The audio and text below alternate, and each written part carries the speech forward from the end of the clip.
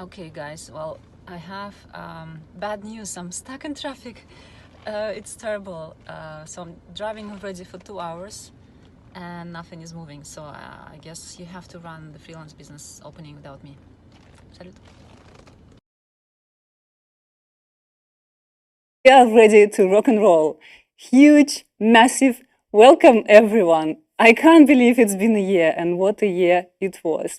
But here we are again, celebrating the Freelance Business Month.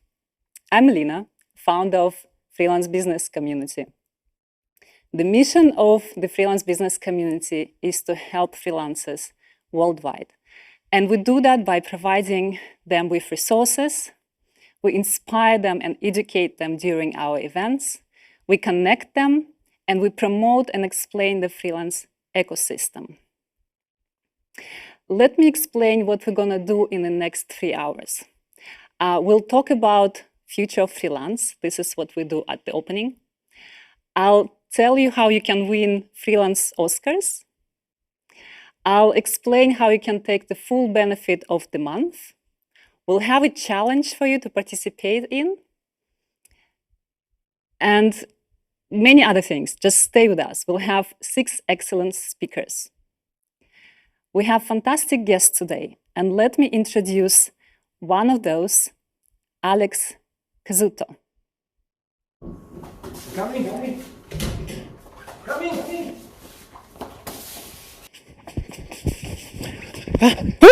Here I am. You made it! Oh, God! Thank you. Sorry. I was stuck in the traffic like you. Okay. So great to be here. Oh, great to be here too. Thanks for coming, Alex. Yes, thank you so much for inviting me. It's a pleasure. It's an honor for me, really. Well, a part of having love for freelancers, we also have something in common.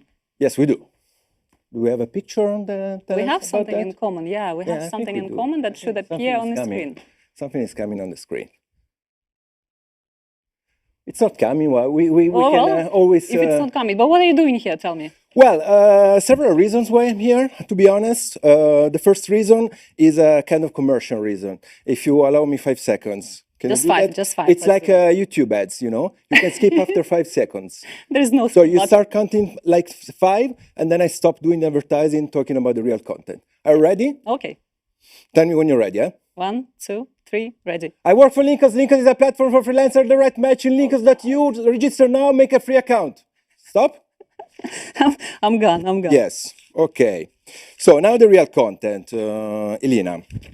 Because as the audience still doesn't know, we had a little treasure in our house. Is it? Didn't we? What's that?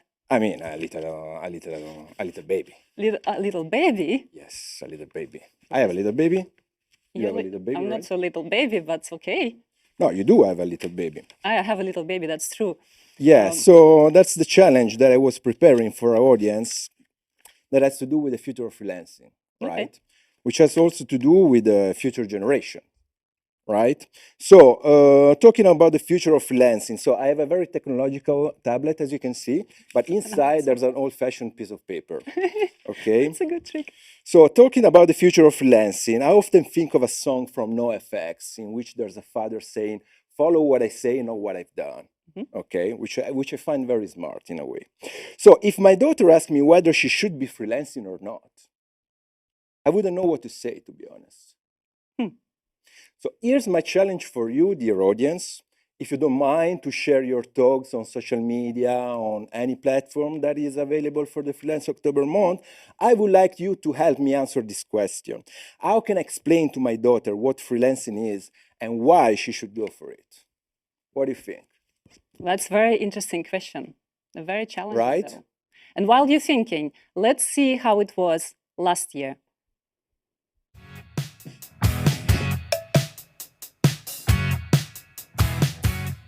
People have realized that they want to get more from their lives. They want to seek greater purpose, and they want to reclaim their lives and futures. Everything you hear today, you need to put that into the perspective of looking for quality of life. And mind your body before your body reminds you, and become very good at futurizing yourself.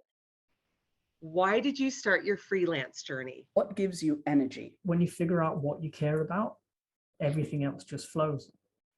Everything in nature is interconnected. We want to get in touch with our emotions and use them to be better at managing stressful situations and to turn them around into opportunities for success. If you are always in like the hardcore selling mode, trying to sell yourself, trying to do prospection all the time from a single angle, that is extremely difficult. And the better job we do, the more likely they're going to recommend us to others. One of my dreams was to have a puppy or a dog.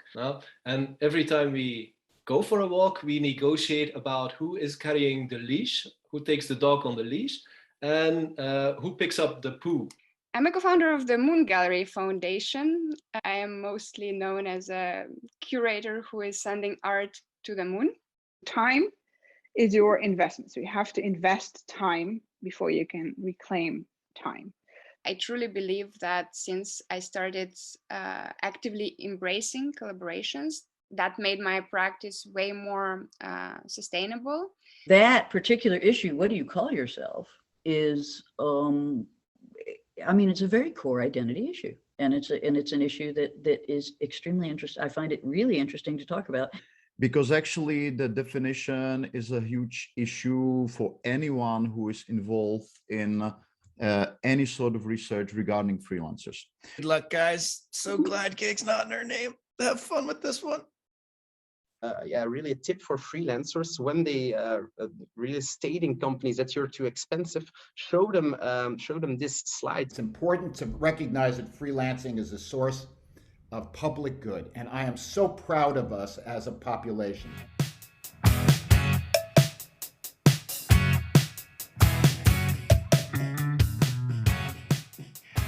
I remember all of those sessions from last year. By the way, you can find them on our YouTube, and even more, make sure to subscribe. This year we have more than 80 speakers. The Freelance Business Month never been so big. And I'd like to thank each of them and every one of them for contributing their time and expertise.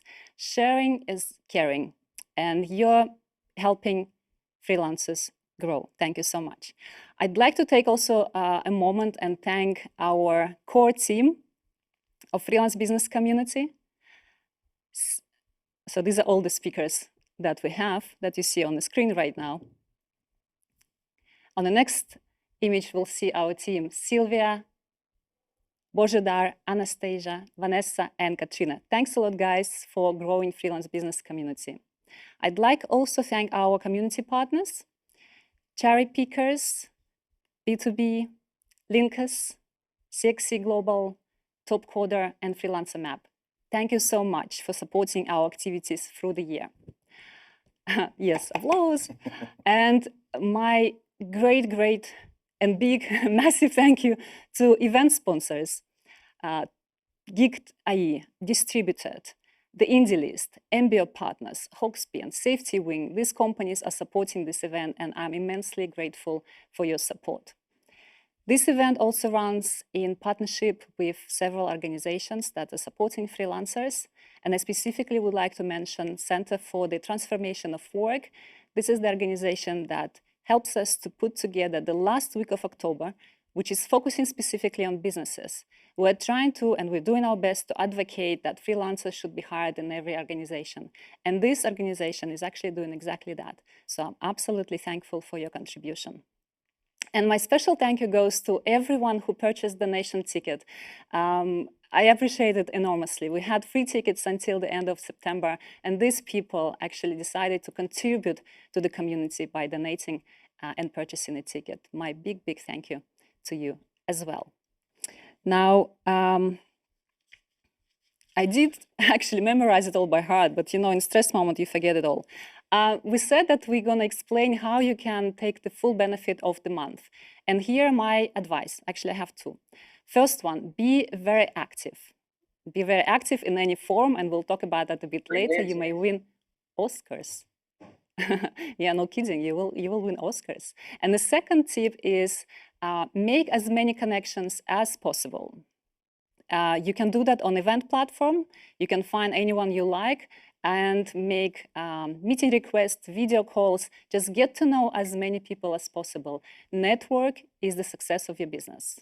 Actually, Ben Albert said it very well. Let's have a look. Freelance Business Month is a perfect example. You're going to purchase a ticket. There's going to be insights from all walks of life, all across the globe, different experience levels. Don't just be a consumer, be a connector and like a networker and a producer. So you've got a long list of speakers. Don't just sit there, take note. I mean, first off, do sit there, take notes, be present, but don't just let those notes, hang out in the corner somewhere and never get used. What I've done every time I listen to a podcast, every time I listen to a book, oftentimes if I see a YouTube video that really just mind-blowing, this is great, is I actually reach out to the person.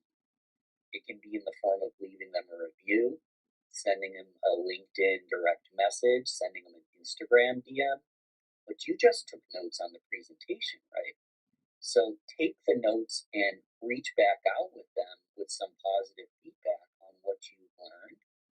And if you have a system, a networking system to collaborate with people, use the podcast as an example, I personally am going to invite some of the speakers onto my podcast. So you can go in being like, I want to collaborate with some of the people at this, month of wisdom. Let's take notes, but not leave the notes in the corner. Actually reach out to each individual speaker you see. You'd be surprised. Most of them are going to be warm to create a relationship with you. And anything you learn from me and all the other speakers, you can actually start implementing today with like-minded people if you take action and don't just show up for the knowledge, which is incredible. Show up for the collaboration and networking opportunity you're going to get as well.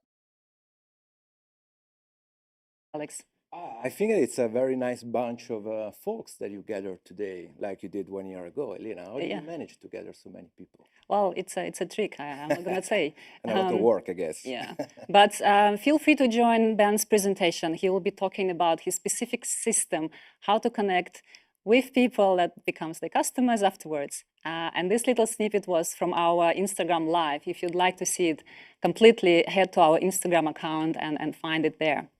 Now, I did promise we're going to talk about Oscars, did I? Yes, you did. And I was curious about that because what do you mean by Oscars?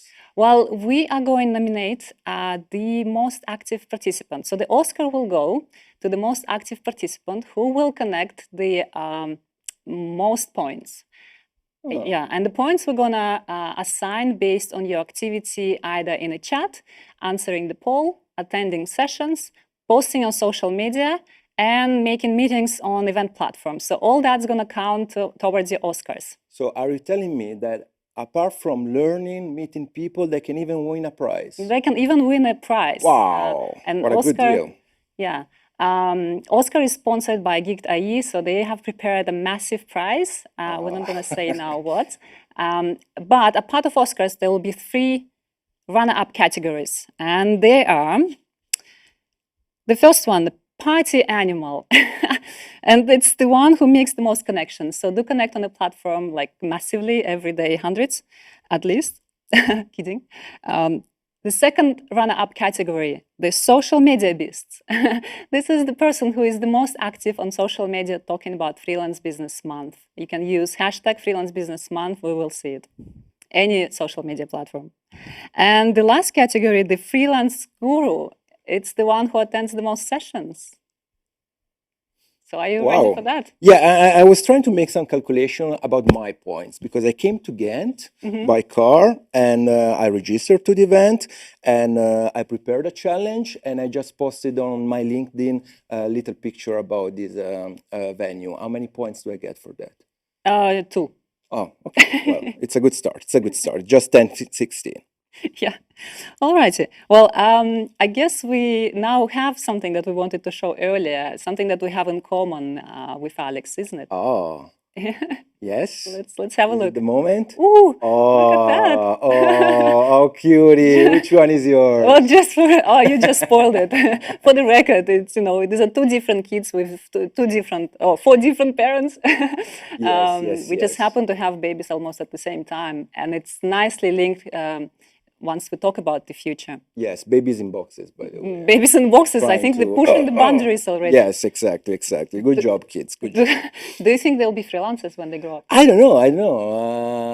I'm not sure this is what I wish to them, because a freelance life is a life full of challenges, a lot of work. Sometimes you're the one who works the most and gets the less of acknowledgement. So I don't know. Should they?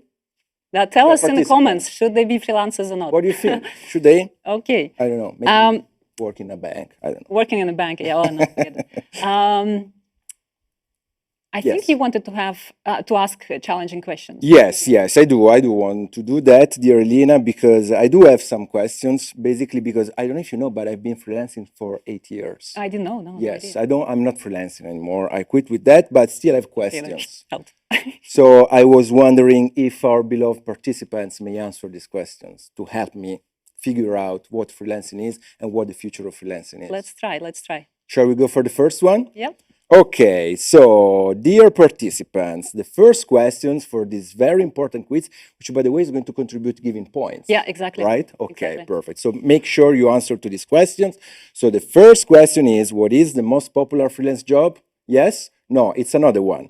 Since they've started, am I right? Since they've started freelancing, 65% of professionals says that their mental health, A, has improved. B, has remained the same. C, I'm Napoleon. Nice to meet you, Napoleon. Okay, that's the option on C. That's me for the moment. Let's see what our beloved participants answer to that. Just little anticipation.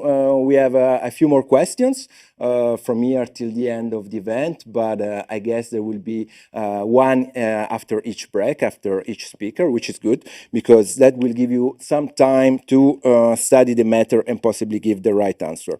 You can answer right on the screen, as you can see, but you can always, in case you want to think a little bit more about it, you can always reply also on social media. Just make sure when you reply on social media to also add your little talk about the future of freelancing. That would help me a lot to explain to my daughter if it's worth to be a freelancer in the future or not.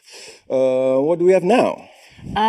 Well, the opening of Freelance Business Month is dedicated to the future of freelance. And we will hear from 6 thought leaders about their vision in terms where freelancing is heading. We'll look at how freelancing is improving lives, how we freelancers are... It's live. It's live. We cut it, right? We cut it? What Let's start again. We'll find the answer. We're here to find answers, right? So we're not here with the answers already. Yes. So we'll look how freelancing is changing lives, the role we play in the future of work. We'll look at the opportunities that lay ahead of us and how digitalization is changing the way we work, allowing for more flexibility. As we have heard from last year's summaries, you just saw it on the screen, freelancing is a career choice. It's not easy, like Alex said, but it's very rewarding.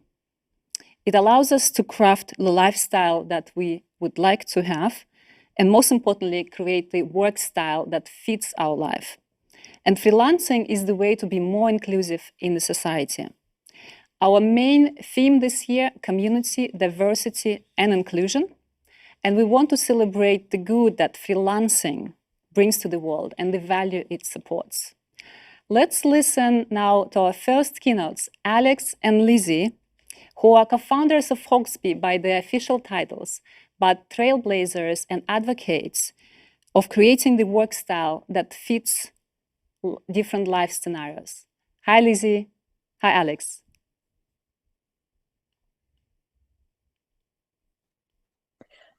Hello! Good morning and welcome to our introductory keynote for Freelance Business Month. We are incredibly grateful to be here. Thank you very much for inviting us. But who are we? Well, I'm Alex. And I'm Lizzie. And we are the co-authors of the book Work Style. We're also the co-founders of Hoxby. But we'll come on to all of that in good time. We're going to tell you what Work Style is, who Hoxby is, but more importantly, we're going to be talking about the way we work, the role of freelancers in the future of work, what we think the future of work might be, and in particular, how we think diversity and diverse communities will come to play their role in shaping the future of work. Absolutely central is what we think, but we'll come on to that in more detail. We will. But before we get into that, we thought we'd just take a couple of minutes to just introduce ourselves and our backgrounds that have kind of taken us to this point. Lizzie, do you want to kick us off? Yes. So as you may have gathered from the blatant t-shirts, we're here to talk about work style. Everything we do is about work style. And when we talk about where the future will take us in work context, we believe work style is the future of work. And just to give some context to our stories, we'll just define what we mean by work style. Work style is a word that we invented. Alex and I came up with it in the pub where all the best ideas happen in the UK about 8 years ago. And we came up with it as a word to describe the freedom to choose when and where you work. As a freelance group, you'll already understand that. For many employees, they find it harder to grasp that concept. But we believe that with various changes that are happening, everyone should now be free to work in their own work style. And we're going to tell you why over the next half an hour. But as Alex says, first we're going to tell you why this is so important to us personally. So for me, this started when I had my first child. I now have 3, which is quite overwhelming. But when I had my first child, I'm embarrassed to say that my eyes were really opened to the pervasive inequalities in work. Until then, I'd been pretty much equal with my husband in terms of how we'd worked. Our career trajectories had been about the same. And when I had my son, I realized that the 9 to 5, 5-day-a-week working structure that has survived for the last 200 years since it was invented by the great Sir Robert Owen just didn't work for me anymore. Because actually I wanted to be with my child when he was awake and I wasn't going out in the evenings, so I wanted to be able to work then. And then actually I should be able to be judged on my output rather than when I was in a particular place. So Alex and I came up with the concept of work style, but since we came up with that and we built the business Hoxby around it, I've had more cause to really come to value work style in my life. I was diagnosed with breast cancer a couple of years ago, and work played a really important role in my chemotherapy and radiotherapy and treatment generally, in that it gave me a distraction. It meant I wasn't defined by cancer, but it also meant I could work on my terms as much or as little as I could handle that day. I've also moved across the country seamlessly from London to Bristol in the southwest of England. And again, no issues with work, so work style helped me then. And now I have a caring situation in my close family that means that yet again, I've come to really personally value work style and put work style to the test and see that it can really work. So in many ways, I've seen work style in practice over the last 8 years since we had that idea in the pub. And it's an idea that was a meeting of minds, really, because Lizzie, you were obviously trying to start a family and juggle that at a time really that predated even cloud computing, but those technologies were coming out, and we'll come on to that in a sec. But for me, it was about how I would respond from going through burnout. So most of the work that I'd done up to that point was exciting, enjoyable work. I loved what I was doing, running the client servicing side of an agency that was doing really well. It was growing under its own steam, and as a result of our efforts.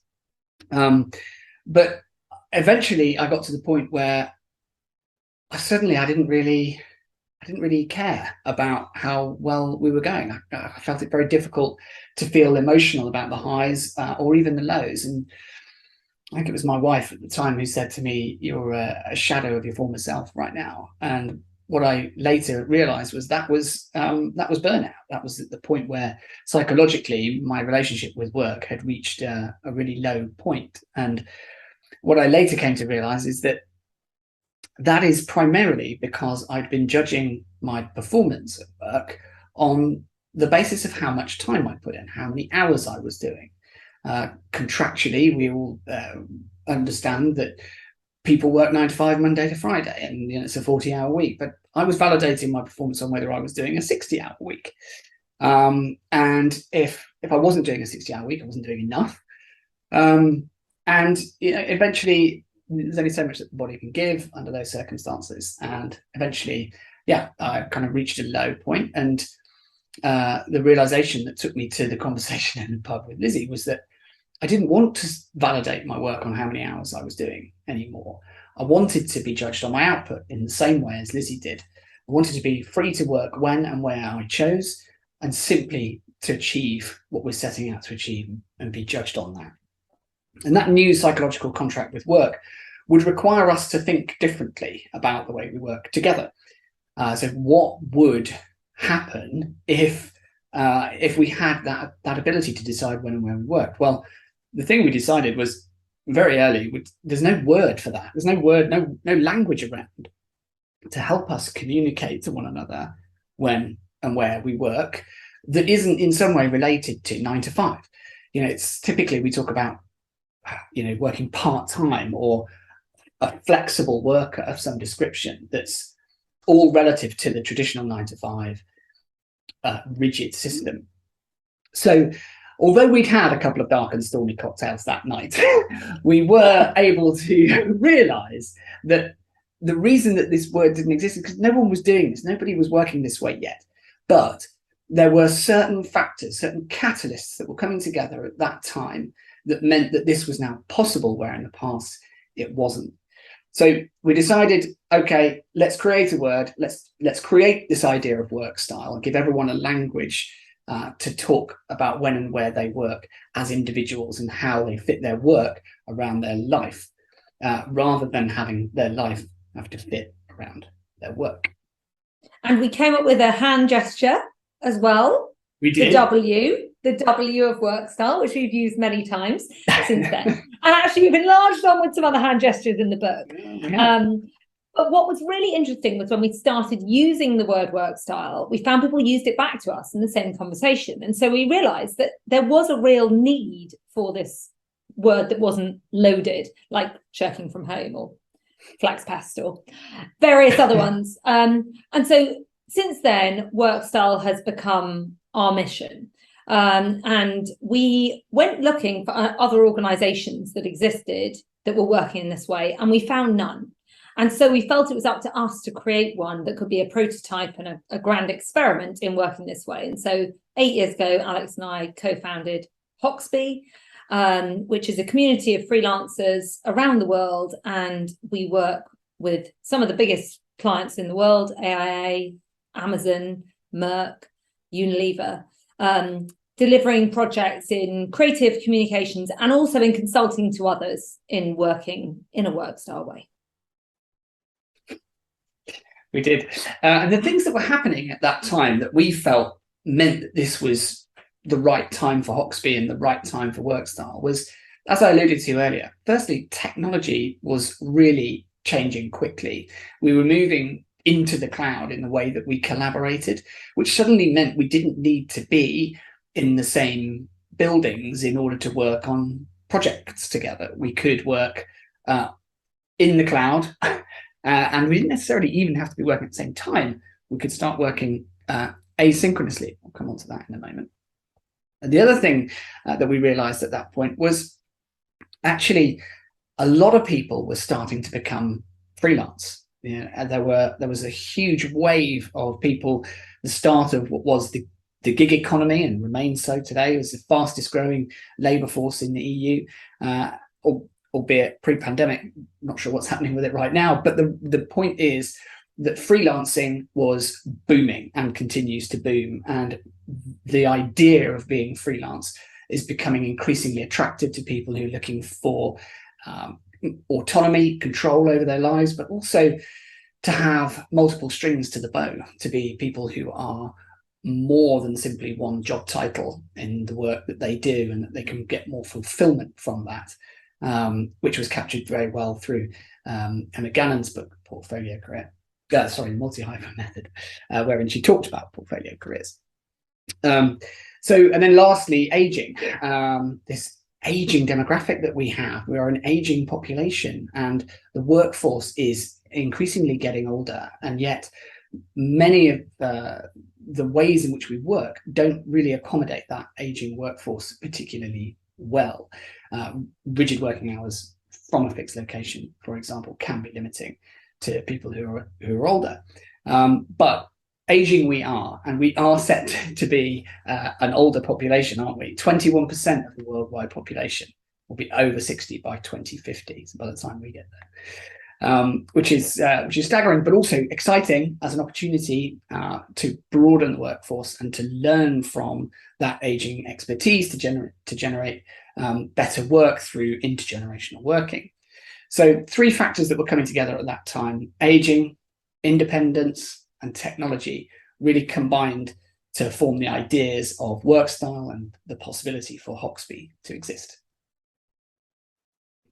And so we say that 2014 was a magical year because it was when all of those things came together and Hoxby was able to start. We were able to start an actual prototype of this way of working. So we started a community of freelancers because we felt that was the best way to pioneer the idea of work style back in 2015. Really, we felt that in order to be autonomous and choose when and where you worked, you had to be a freelancer, because it was through freelancing that you had the actual autonomy rather than trying to please your employer. So that's why we're a freelance community, and we still are today. And we felt that that was the closest proxy to autonomy. And we talk a lot about autonomous working. We're a decentralized autonomous organization for any HR organizational design geeks out there. But also we talk about individualization of work. This is about making work personal to the individual. And again, that's what freelancing does. So what we do at Hoxby is we curate diverse, globally distributed teams to work in projects for companies who are looking to increase their impact by changing the way that they work and communicating the work that they do. And so, as I say, we do that with some of the biggest companies in the world, but we also do it with some specific impact clients, which is very close to Alex and my heart. So B Labs, which is the business behind B Corporations, Divine Chocolate, Weight Watchers, ASICS, and the list goes on. So for us, Hoxby is the prototype. It's where we test how this works. And let us tell you, we do not have it all sorted. You know, we've spent 8 years learning. Always improving is one of our values. And we are recognizing that this is an experimental way of working. And we're always trying to learn from the full community at Hoxby how we can get better and how we can manage to continue to produce exceptional work and make sure that we are respecting people's work styles and bringing those teams together in a really collaborative and exciting way. It's a completely different business model to how traditional work works. You know, we are, as you said, distributed, autonomous, entirely freelance, officeless, and yet still able to collaborate and deliver fantastic projects for those reputable clients that we're so proud to have. But it is, as Lizzie says, a test environment. So we've learned loads about how we do that and how we do it well, how we make work style work for everyone. But we've also been doing our own research into it, because obviously it's a test environment, but it's a real world test environment where we can seek to understand better what the impact of work style is on work. And all of the research that we've done around autonomy, as Lizzie talked about, and how autonomous work improves productivity, gave us confidence that this was the case. All of the existing research shows that productivity is increased as a result of autonomy. Work-life balance is better, job satisfaction is better, engagement is higher, stress is lower, staff turnover is lower, exhaustion is decreased. There's lots of great statistical evidence out there that supports autonomy being good for productivity. But what we wanted to prove through Hoxby, through our own research, was that applies in the real world when you give people complete autonomy. And what we discovered was that was true, but also we discovered that it was true because of an increased state of well-being. So your autonomy makes you more productive because of an increased state of well-being, which we found to be particularly exciting. So through work style, we can create a work environment where everyone has autonomy, everyone has a higher state of well-being, therefore, and a more productive way of working for them as individuals and for us as collective organizations too. I mean, where will the future of work take us? That's where it'll take us. Somewhere that we're all happier, we're all healthier, we're all choosing how we work, and we're all more productive. So this is why we campaign for the work style revolution, because it just works for everyone and it's brilliant. So as I say, we learned a lot on our journey, or we have learned a lot, we're still learning a lot over the last 8 years. And one of the things that we very early on did was kind of recognize that there are certain conditions that you need for work style to work. You can't take just any organization and any employee and find that work style works. So there were 3 principles that we recognized early on that were necessary for work style to succeed. And they are fundamental changes from the traditional working system of work to a work style system of work. So the first is digital first, getting into the mindset of operating in a digital environment and doing that first. So embracing the likes of Slack. So as Alex said, at Hoxby, we don't have an office.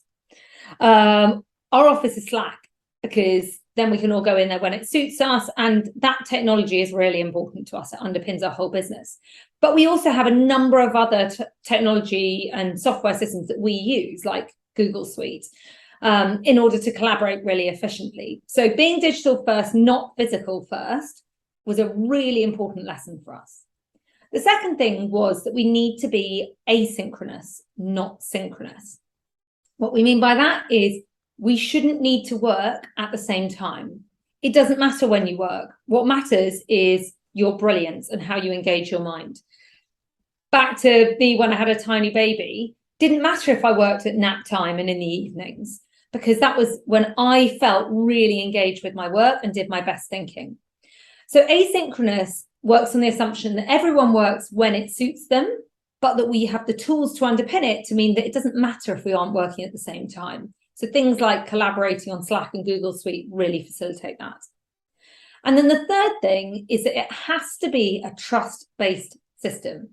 And that is really fundamental. You can have all the positive dreams of adopting a work style way of working that you like, but if you don't have a trust-based culture, and if it's not ingrained in your culture, then actually it's never going to succeed. And that requires organizations to not think about presenteeism and presence, but instead to focus on the outputs that people deliver and let them do it in their own ways. And we know that actually trust-based, high-trust companies are more successful in lots of ways. People who work at high-trust companies report 74% less stress, for example, 106% more energy, 76% more engagement, and most importantly, 50% higher productivity. So actually, you are 50% more productive if you work at a high-trust company. So those are the 3 things that we found were fundamental to underpinning work style in practice. So trust-based, asynchronous, and digital first. And these are things that we're seeing coming out of the, post-pandemic, we're seeing lots of talk about different ways of working and, whether remote or hybrid or flexible are the future. Whatever you believe the future to be, hopefully you believe it to be work style, but whatever you believe it to be, we think it's about enabling individuality and independence, and those 3 things apply if we're to create the future of work that everybody wants, and that can be inclusive of everyone. We'll come on to that in a minute. But there is a big thing that comes with those 3 things as well. So a trust-based organization particularly relies on individuals feeling a sense of accountability, which as freelancers, you would understand well, and are pioneering the way in terms of leading how you feel that sense of accountability. Balancing that accountability for the work with managing your own workflow is a skill that freelancers have been developing for years, but it's something that is increasingly becoming a required skill set for all workers, and hopefully you can see where this is going. But freelancers are really blazing a trail in this important aspect of the future of work, and accountability is absolutely essential in enabling autonomy. You might say you're an autonomous person, and your autonomous hand might need to fit into an accountability glove. They do indeed go hand in glove. I actually have, luckily, Alex, I have an accountability glove right here. Look, I've got 2 accountability gloves. Perfect. There you go. There we are. There we are. My Fingerless as well. autonomous hands have fitted straight into those accountability gloves. So that's perfect. And so for us, the outcome of this, and the thing that really excited Alex and I when we started on this work style journey all those years ago, is the inclusion and the changes to society that can come as a result of working this way. And these are really fundamental. So one of the things that we've looked at is, as we call them, excluded groups. And there's a whole section on this in the book. That the way we work now is a 200-year-old system. And at the time, it was really revolutionary to only work 8 hours a day, 8 hours labour, 8 hours recreation, and 8 hours rest. But 200 years on, we really should have evolved how we work. And by continuing to embrace that working structure or flexing around it, there are a number of groups, 7, that we've identified that are specifically excluded from work. And we talk about the gap stats that show just how many of those people are still excluded from work. So we're just going to take a minute to tell you those groups and those gap stats. So the first is, yeah. Just going to say, should we take it in turns? Yeah, go on. All right. So don't want to hear too much of me. The first one is living with a disability. So 82% of people without disabilities work, but only 53% of those living with disabilities do. So that is a 29% gap. A similar gap to in mental health, where 43% of people with mental health problems are in employment, compared to 74% of the general population, and that's a 31% gap. Carers are another group, an area close to my heart. 61% of carers don't do paid work, but 50% of those would like a job. So that's a 30.5% gap. Neurodiversity, 77% of people with autism want to work, but only 26% do, which is a 51% gap. It's huge. Those living with illness, chronic illness particularly, 50% of people with long-term health conditions say that health is a barrier to the work they can do. So that's a 50% gap. That's people who want to be working but can't. And for older workers, only 39% of retiring workers do so voluntarily. The majority would prefer to continue working in some capacity, which is a 61% gap. Madness. And we cannot function as an economy without starting to involve those older workers. And then finally, parenting. 86% of working parents want to work flexibly, but only 49% do. So there's a 37% gap there, even in a group that you would think was being best accommodated by flexible working. So we think it's really important that we start making significant strides to close these gaps, which flexible working has not done. And we think work style is the answer to doing that. Yeah, and to make it clear what we mean by that, we think the answer is enabling individual choice over when and where to work. So if everyone has that individual choice, then all of those people could access work if they could access it on their terms, and we could close those gaps.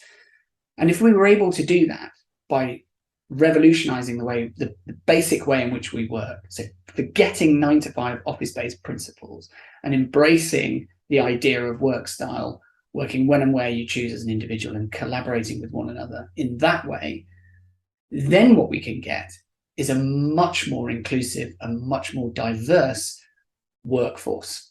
And that manifests overall at a total level and within our organizations. Suddenly, we're able to create the levels of diversity that are so badly needed and so badly lacking across the companies that we have and the way those companies are structured.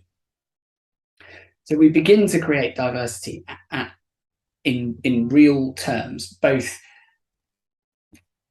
geographically, physically, ethnically, and also cognitively, which we know is really important to business performance. Having cognitively diverse groups of people increase the collective intelligence of the group.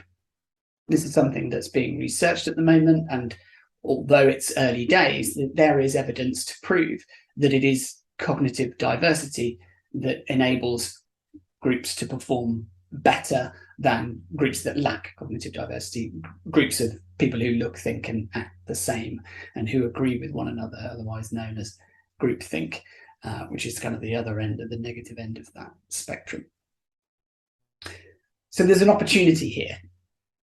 Change the way that we work, include people that are being excluded by the traditional system, become more diverse, have a basic operating system that understands and appreciates individuality and individual contribution.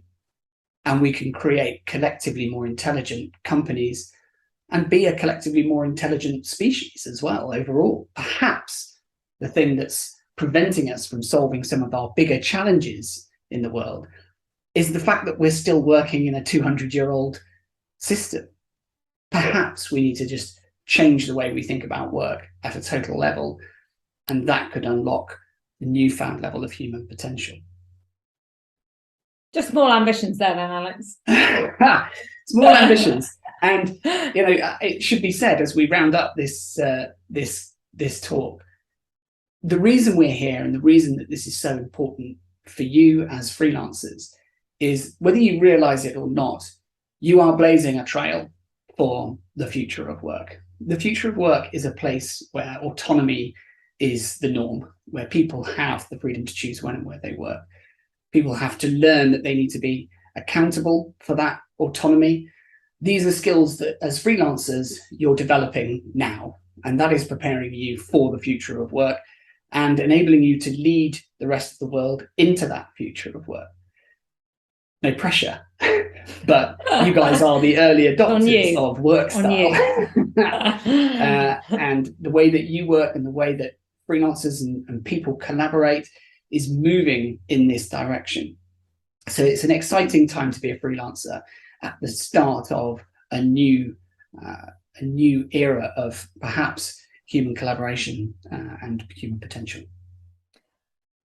So for us, this is about inclusion, and not just the excluded groups we talked about, but also diversity in a more general sense, that we see discrimination at work as well, that the individualization of work could overcome.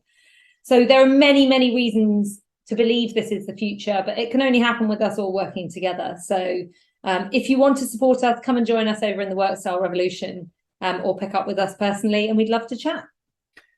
Thank you very much for listening. We hope you enjoy the rest of the program. There are some fascinating speakers and conversations to follow. It's going to be a great, great event, and we look forward to crossing paths with you all soon. See you soon. Bye-bye. Lizzie, Alex, thank you so much. This is amazing. To be honest, the statistics that you brought up, no pressure, but there is a pressure really.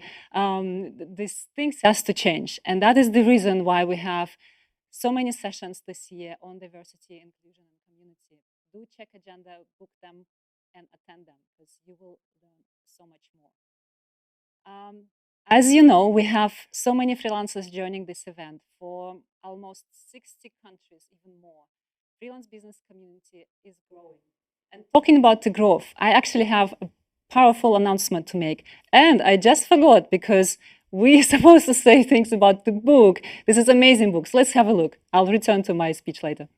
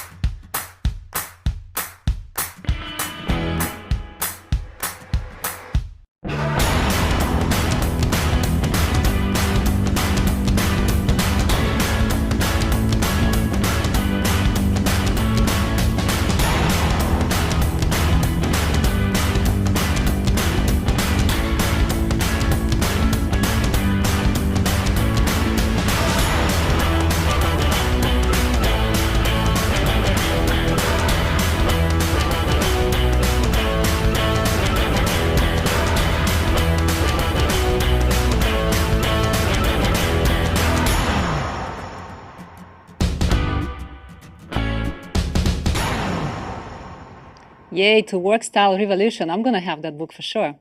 Now it's the announcement time. Like I said, we have more than 60 countries represented in our audience. And Freelance Business Community is actually spreading its wings across different territories. We, as of last month, have official ambassadors in Australia, Czech Republic, Croatia, Hungary, Cyprus, Italy, Argentina, and Tanzania.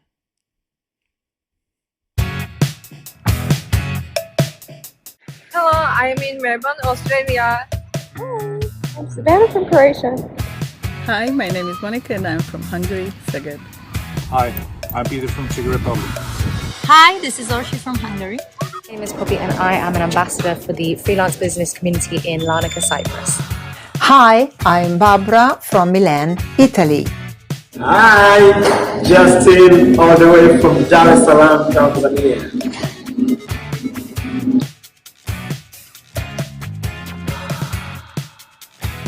Of this one. So folks, if you're in these countries or cities, please connect with these people. You'll definitely see them during Freelance Business Month.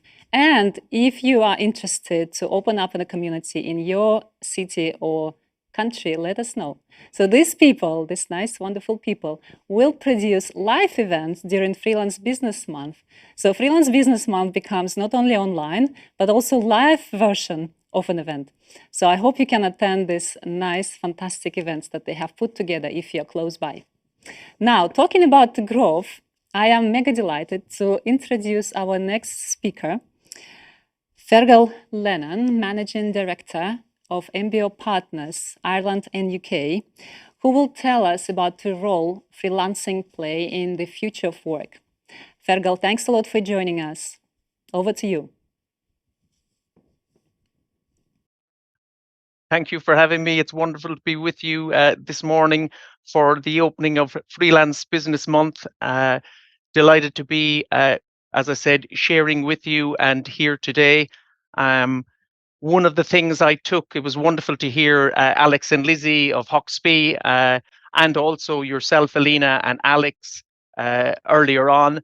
And one of the themes that came through from both of your discussions earlier on, from their presentation and your discussions, that I really took was that freelancers actually are happy being freelancers. They're happier, they like doing what they're doing, and like being in control of what they're doing. So that very much is something that I am very conscious of, and we're conscious of, and I'm going to share with you. You asked me to speak about the role freelancing plays in the future of work. And as part of it, looking at how I can help freelancers better understand this, I decided to draw on research that that MBO Partners has some surveys and research that we have produced at MBO Partners, and also other research from other organizations to help you to understand the role freelancing plays in the future of work. And from the start, what I'll talk about in the next half an hour, we're going to look at the workforce trends. It's going to be from the company's point of view. The first piece of research is what large companies that take on freelancers and work with freelancers, what they're experiencing. So it's research from those companies. Then looking at research from freelancers, I want to discuss as well and touch on some new things that are happening, that we're seeing happening in the marketplace, the branded talent marketplaces, workforce optimization, and finally then to look at a look at the future, what freelancing, what we can predict down the lines.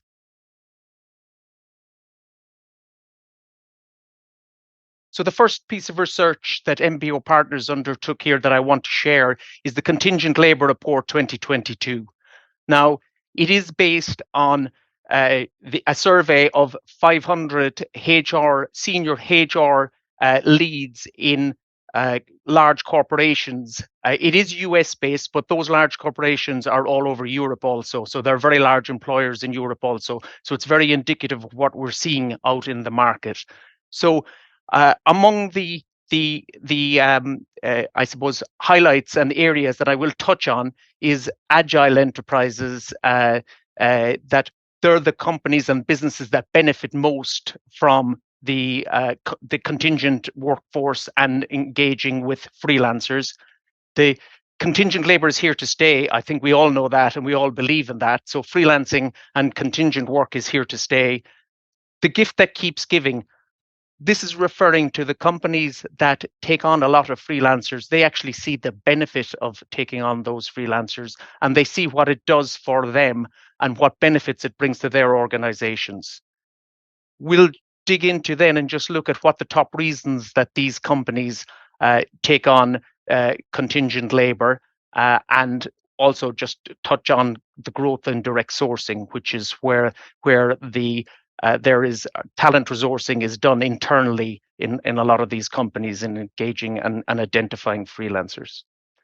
So firstly, agile enterprises. What do we mean by agile enterprises? Well, what has become clear from the research is that some companies benefit significantly from bringing on freelancers and independent workforces and blending them with their traditional workforce. And what we call them is savvy companies. They're the companies that they can improve their workforce flexibility. They can grow their workforce through the freelancer talent that they can bring on to get projects done and get more work actually done and be more productive. They can get access to scarce talent. We all know about this war for talent and that highly skilled people are very much sought after. These companies are able to take those highly skilled people in to work alongside their traditional employees to actually get more work done and to be able to fill any gaps that they may have within the organization. So one of the other things as well is that these agile enterprises, they are planning to substantially increase their use of contingent labor. So they've seen how it works and how it benefits them, and they're looking to do more of it going forward.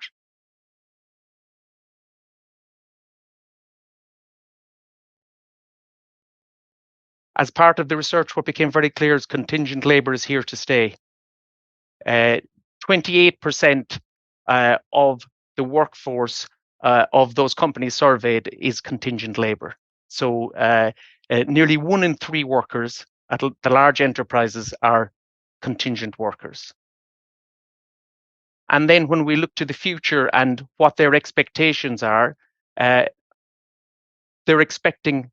these corporations are expecting this percentage to grow to 33% in 18 months and to grow to 36% in 5 years. So the number is growing, and it's even growing faster in the companies that are already using contingent labor. And this isn't surprising really when you look at it, because the companies that are doing this, they actually see the benefits.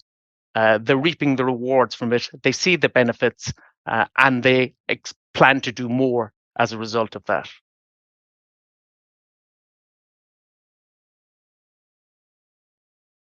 And just to reinforce that, the enterprises with a high share of independent and contingent workers plan to increase their use of labor substantially more than those with lower shares. And if we look to the graph here, we can see that along the bottom, it shows the percentage of contingent in these companies, right? At 0 to 25% contingent, they expect 40% of those companies expect to increase substantially their contingent workers in the next 5 years. When we move up the scale to 26 to 50% contingent workers in a business, 50% of those expect to increase that substantially over the next 5 years. And then when we go to the higher level, that of a higher level of contingent workers, 56% plan to increase substantially over the next 5 years. So we call it the gift that keeps giving. And the reason for saying that is that those that identify and have it working, that the freelancers and independent workers they bring in add to their productivity and allow them to get a lot more work done. They have proven it, and they are looking to do it more. and increase the percentage of contingent workers going forward.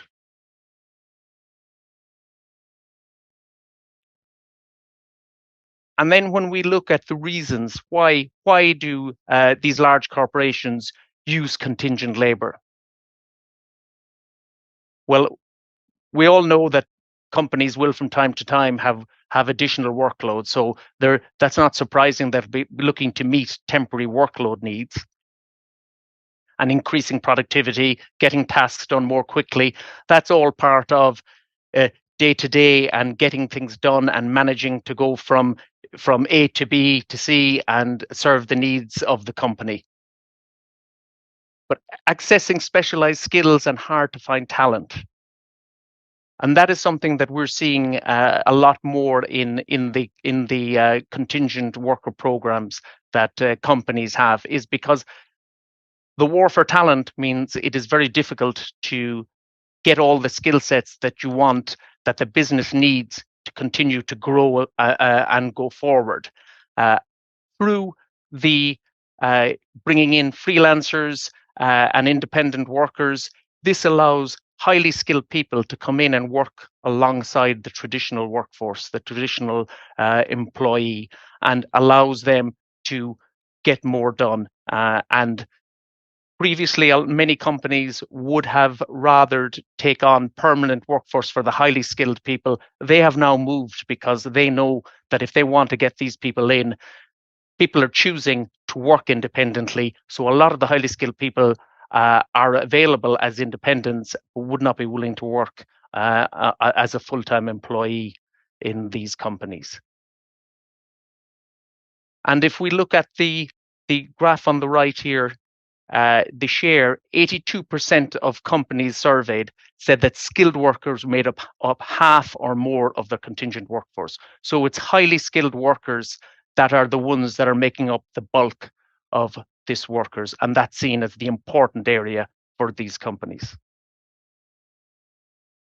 And from a freelancer's point of view, when you look at how you are going to get your work and who you're going to get your work from going forward, it's good to know that this is the highly skilled workers. It's in the areas of demand where the talent is, that they really need you as a freelancer to help them to actually go about and developing and growing their businesses.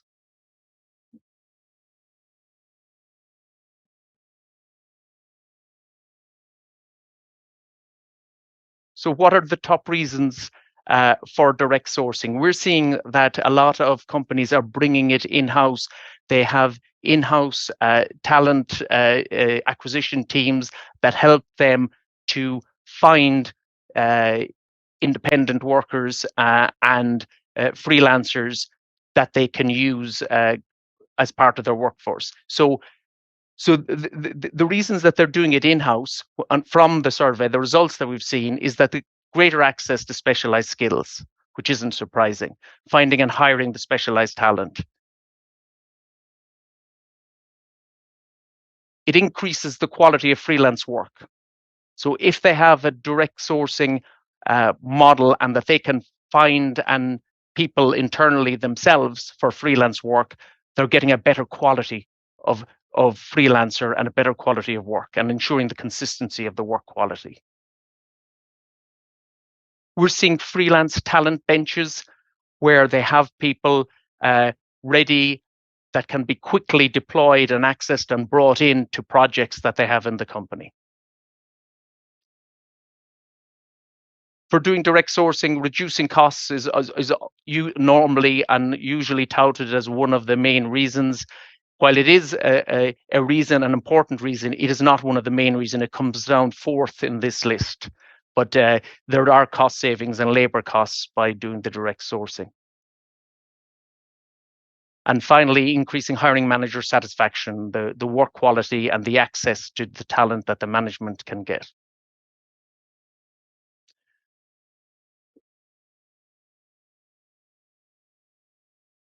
So that first part that I really wanted to cover was in relation to companies and the research that we have, that what companies are doing and what they need and how they see the freelancer part of their workforce developing and evolving. From your perspective as a freelancer, it's to look at how you can get on their radar of the companies that you want to work with and how you can best market yourself to those companies, including get in front if they have in-house talent acquisition team and they're doing direct sourcing, that you want to be on their radar. You want them to have your information and you on in their pool of talent. The next part here, I just want to go on to freelancers themselves and share with you an additional piece of research. This is the annual State of Independence report that MBO has been doing for the last 11 years. Again, it's US based, but it's very much close to what is happening in Europe and what we're seeing elsewhere in the world.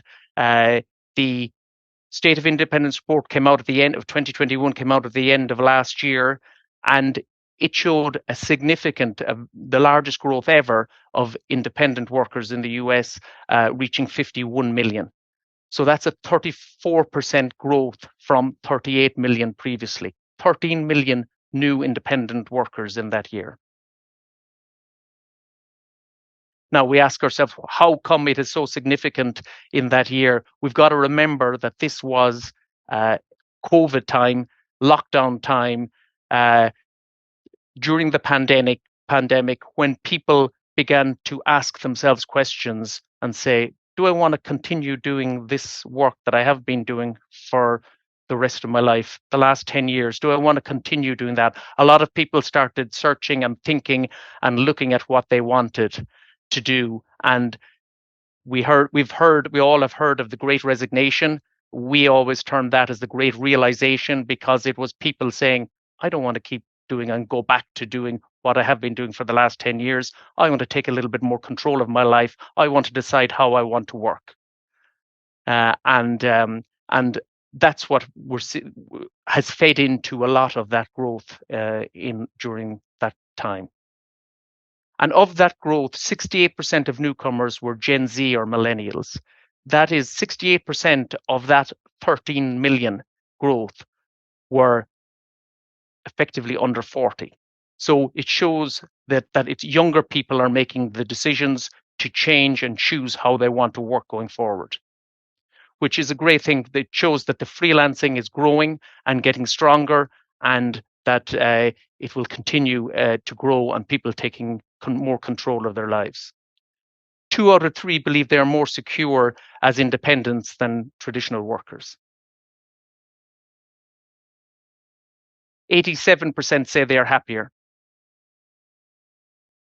And 78% say they are healthier working independently. And it goes back to what Alex and Lizzie were saying in Hawkesby earlier, that freelancers are happier working for themselves. They're happy. It's a choice. It's a lifestyle choice that brings a flexibility to do the type of work you really want to do with the clients that you really want to work with.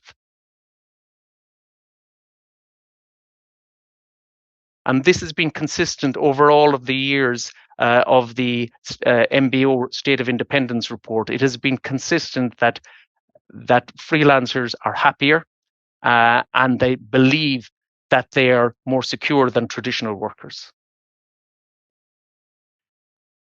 And with the growth, it has been easier. It has never been easier for a new person to become a freelancer or independent worker because of the online platforms that have acted as powerful facilitators.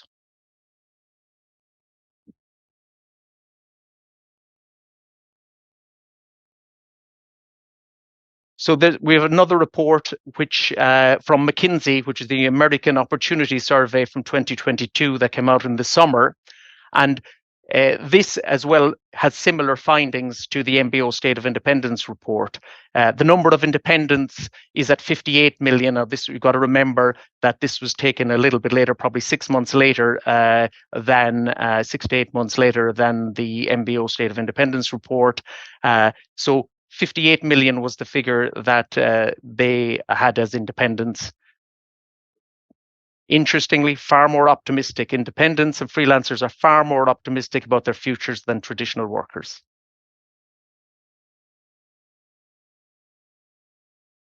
The most optimistic are those who do the work because they enjoy it or because of the autonomy and flexibility it offers. It's the choosing of what you want to do and who you want to do it with, the type of work you want to do and the type of clients you want to work with.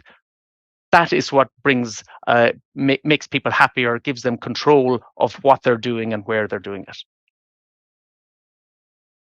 And unsurprisingly, on the other side, the least optimistic were those that felt they had to do it for additional discretionary income. So largely would be people who might have a traditional job but need to do some gig work on the side for additional discretionary income. So these findings from the McKinsey survey line up and tie in very, very clearly with the MBO survey also and the State of Independence report. What we're seeing in the marketplace, branded talent marketplaces, company branded and curated platforms that connect external contingent talent with internal projects and teams. So this is where there are freelancers, independent workers that are known to the business and that are within a marketplace talent pool that the business would look to draw on as they need this skill set for projects. And the companies that use this have a high level of satisfaction and how it's working. It works really, really well for them. It gives them access to specialized skills, increased productivity and ability to get tasks done quickly. And we're seeing more and more of these marketplaces evolving for companies and companies looking to have this as part of their direct sourcing to be able to access freelancer talent as and when they need it.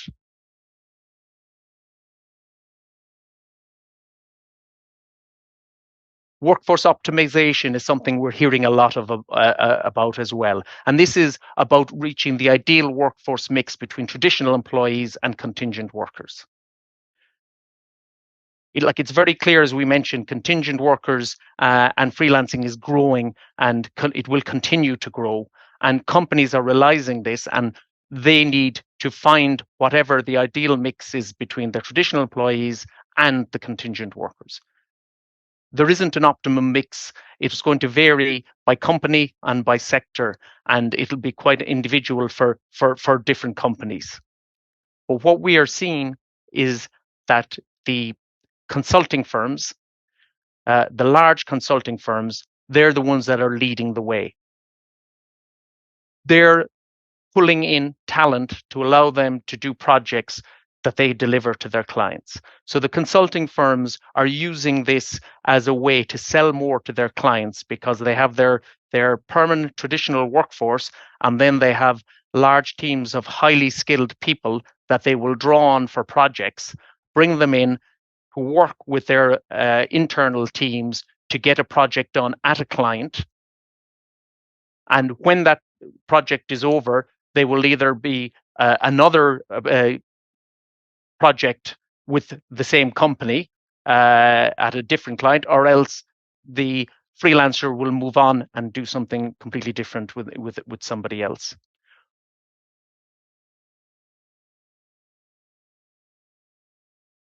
And some of the features of how this operates, the workforce optimization and how these companies are operating this. Really, it's a talent pool, but it's a talent pool that is curated. So they know the information. It's proven known talent.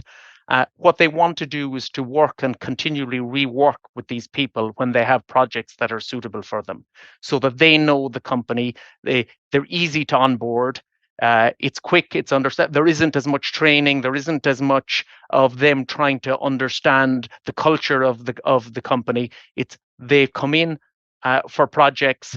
They go away and work elsewhere when that project is finished. Then they come back for another project when a suitable one comes up. So easy and quick.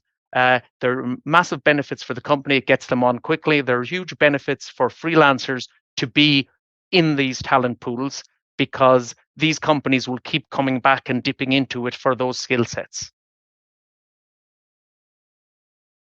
And many are creating a virtual bench so that they can move things quickly. So they will have all of any clearance or background checks or anything they need to have done completed in advance so that they can move very quickly, get a speedy deployment and get them in so they can get work on the projects done as quickly as possible. And when I speak about the large consulting firms, that allows them to get out into clients and start billing their clients and getting the work done that's required to be done at the clients.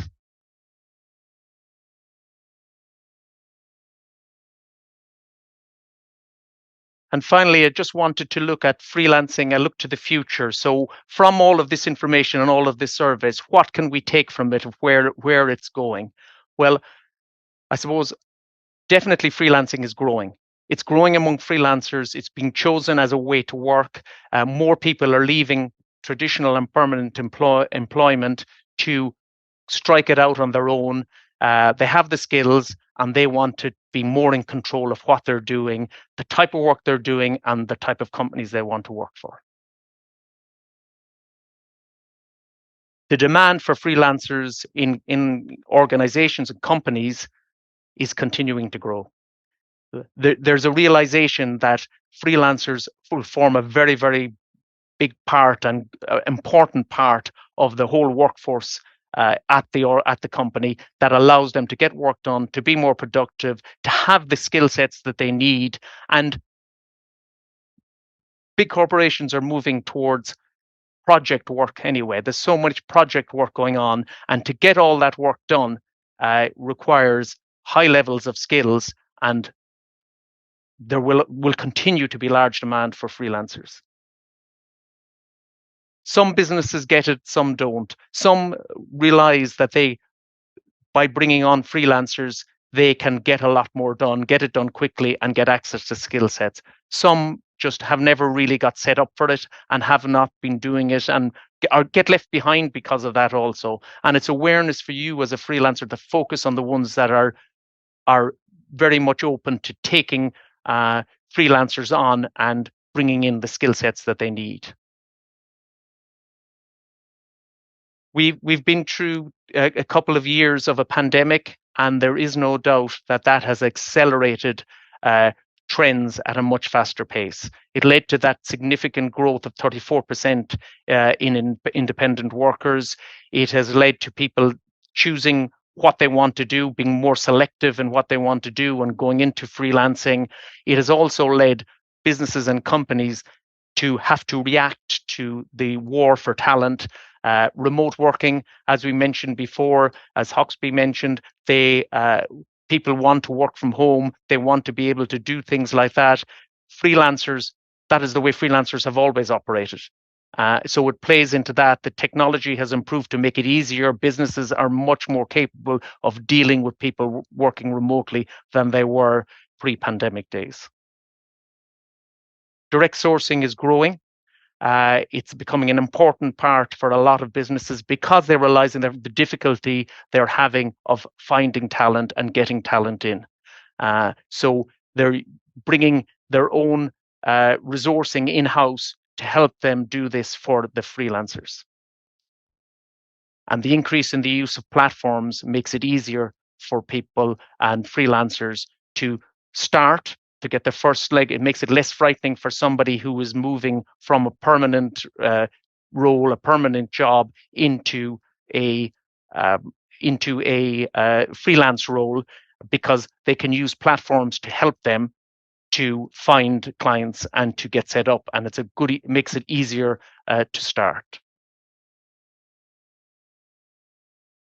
So thank you. That is what I wanted to share with you. I think freelancing is in a great place. I think there is the world is moving in a way that makes freelancing more important and easier going forward. And I think the great thing, as I mentioned at the start, is that freelancers are happier.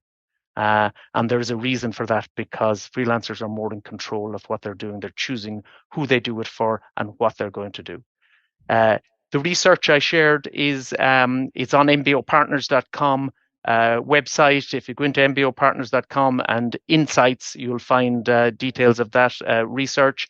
And very happy to answer anything if anyone wants to send me any questions or anything like that. And over to you, Alina. Thanks a lot, Fergal. It was fantastic, very interesting insights from your reports. A big thank you to MBO partners for supporting this event. We have lots of questions, but little time. Please connect with Fergal on LinkedIn if you have any, or please join our Slack channel. The link will be dropped in the chat, I suppose, where we can continue a discussion about the sessions. With that, let me announce a little break. We'll take 10 minutes off. And after the break, we will resume again, and we will welcome 3 other excellent speakers who will talk about digitalization and how it's changing lives and opportunities that lay ahead of us. Now, if you just joined, head to a live discussion, which you can see on the right-hand side at the bottom of the screen.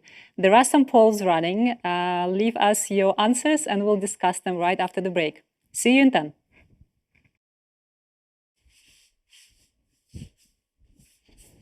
Are we live? Sorry, I'm trying my moonwalk to get on stage. I thought it was a good idea. By the way, Beko, we have a problem with the carpet. Can you show the carpet? It's not good for moonwalk. Anyway, so we're back for the second part of this amazing show. Thanks, first of all, to the Queen of Freelancers, Elena, for organizing all of that. But now we're here. It's time for a couple of additional questions. Thank you very much for answering the first one. I remind you that this quiz contributes to the overall score of the freelance Oscars. So you have a very good incentive to answer to these questions correctly. Am I right? Am I right? So the next question, which is the second of 5, is still about the future of freelancing, of course, and it's the following. What will grow by 65% in the next 5 years? So you have 4 options. The first one is full-time freelance work. Sounds reasonable. Option B, part-time freelance work. Option C, the number of Netflix series that you probably had watched already. Yeah, that happened to me kind of yesterday night. I was watching a thing of zombies. I think I watched like 3 times already. And option D, the little you care about TikTok. So please answer these questions, but because we're here, we're running out of time. I have a bunch of amazing speakers that still need to be on stage. I will ask a third question as well, which goes like this. How does the 38% of freelancers say they find job? Option A, their portfolio. Option B, the metaverse. Option C, by pretending to be busy. That was my best trick, for sure, when I was a freelancer. Option D, website. Okay, so please answer these questions. Please participate in the discussion. Please connect to people. Please follow sessions, because all this action will allow you to gain points to win the very reason why we're here today, which is to listen to the freelance Oscar. But now, time is flying, and I've been talking too much, and I'd like to introduce a very special person.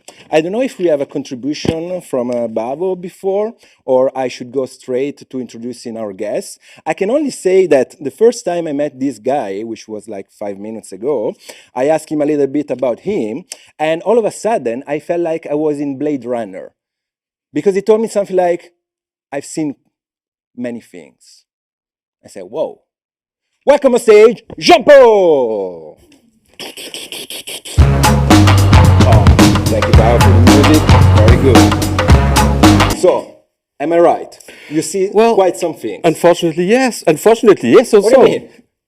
Well, yeah, seeing things, it means that you can actually recognize things that are happening again, which can be a good thing or could be a bad thing. But we can sort it out, because that's also what we have to do, is prepare ourselves for what is coming. Now, I'm really looking forward to listening to your presentation. Jean-Paul. Thank you. Thank you very much for having me here today and giving me this brief, which could be considered an exercise in futility, trying to predict what will happen in the next 10 to 15 years. But actually, we do that every day, predicting the future. When we recognize patterns, something that we've seen 2, 3, 10, 15 times in our lives. And we know that when we do something, well, something else is about to happen. or when we see something, something else is about to happen. Well, that's exactly how we will try to achieve this together, to consider what are the patterns, probably longer patterns, patterns over 15 years, 30 years, 80 years, maybe centuries, and how they converge in order to help us define how we can prepare best for the next 10 to 15 years. And to start, a little bit about the digital world, which is linked to my personal history for the last 30 years. Because, well, if we talk about digital, if we talk about the way it has evolved, it actually started 30 years ago, in the beginning of the 90s. The web really is what we talk about when we talk about the digital. And by 1995, there were only less than 3,000 websites in the whole world. You probably have more than that in your own street right now. But by then, that was probably the maximum. And I had created 2 of them already.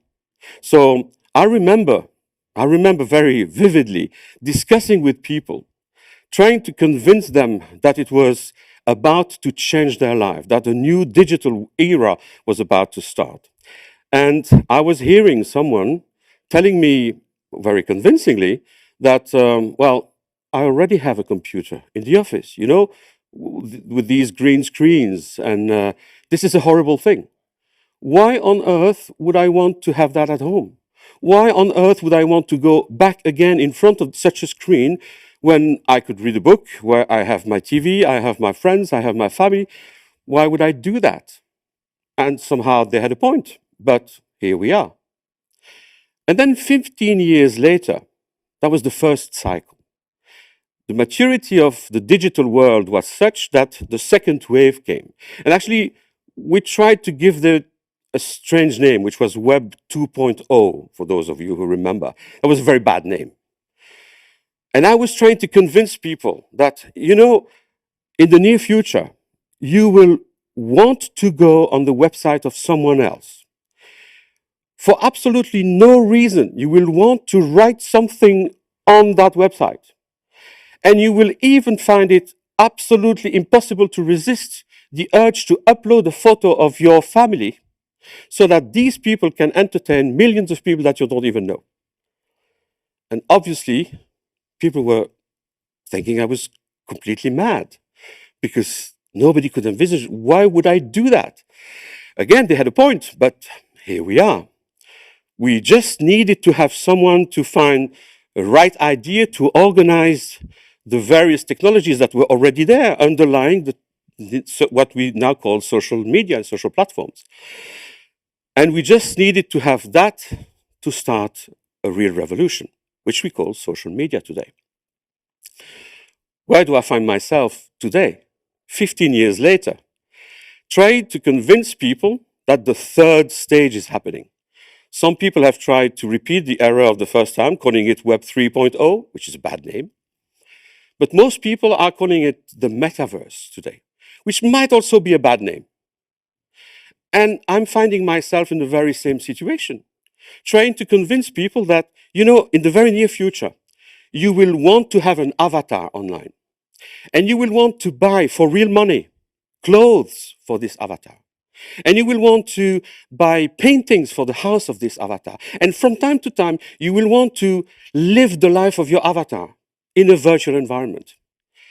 And obviously, quite a few people are looking at me and thinking that I'm barking mad.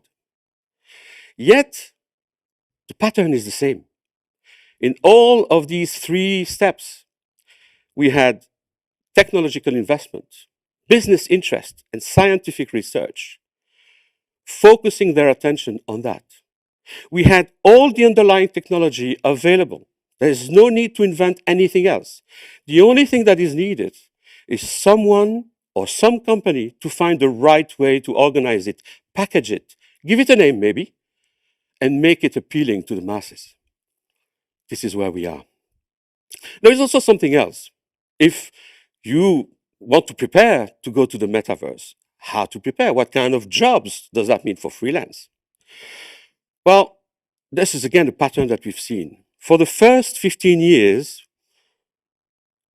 a company only needed a web manager. That's all. Someone in the company who would deal with all their web needs. But now, in the second stage after maturing of the technology, we've seen an explosion of specialization. Now, if you need to manage a website, you need a cybersecurity specialist, an SEO specialist, a content manager, and all these different specializations that you absolutely need today.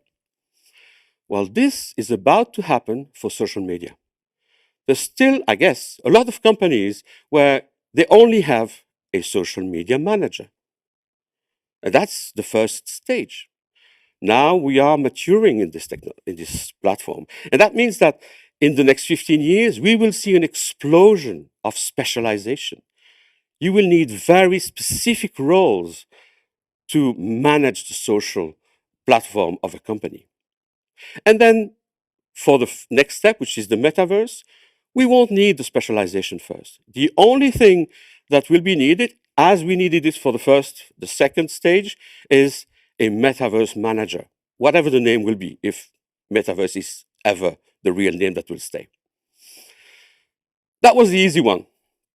The first layer of what the future can be related to the digital platform. But let's go one step deeper. The underlying technology, the computing power and its evolution in cycles. In order to see the beginning of the computing power, we have to go back to the 40s. So that's a longer cycle. And in the 40s, well, I wasn't born, just so you know.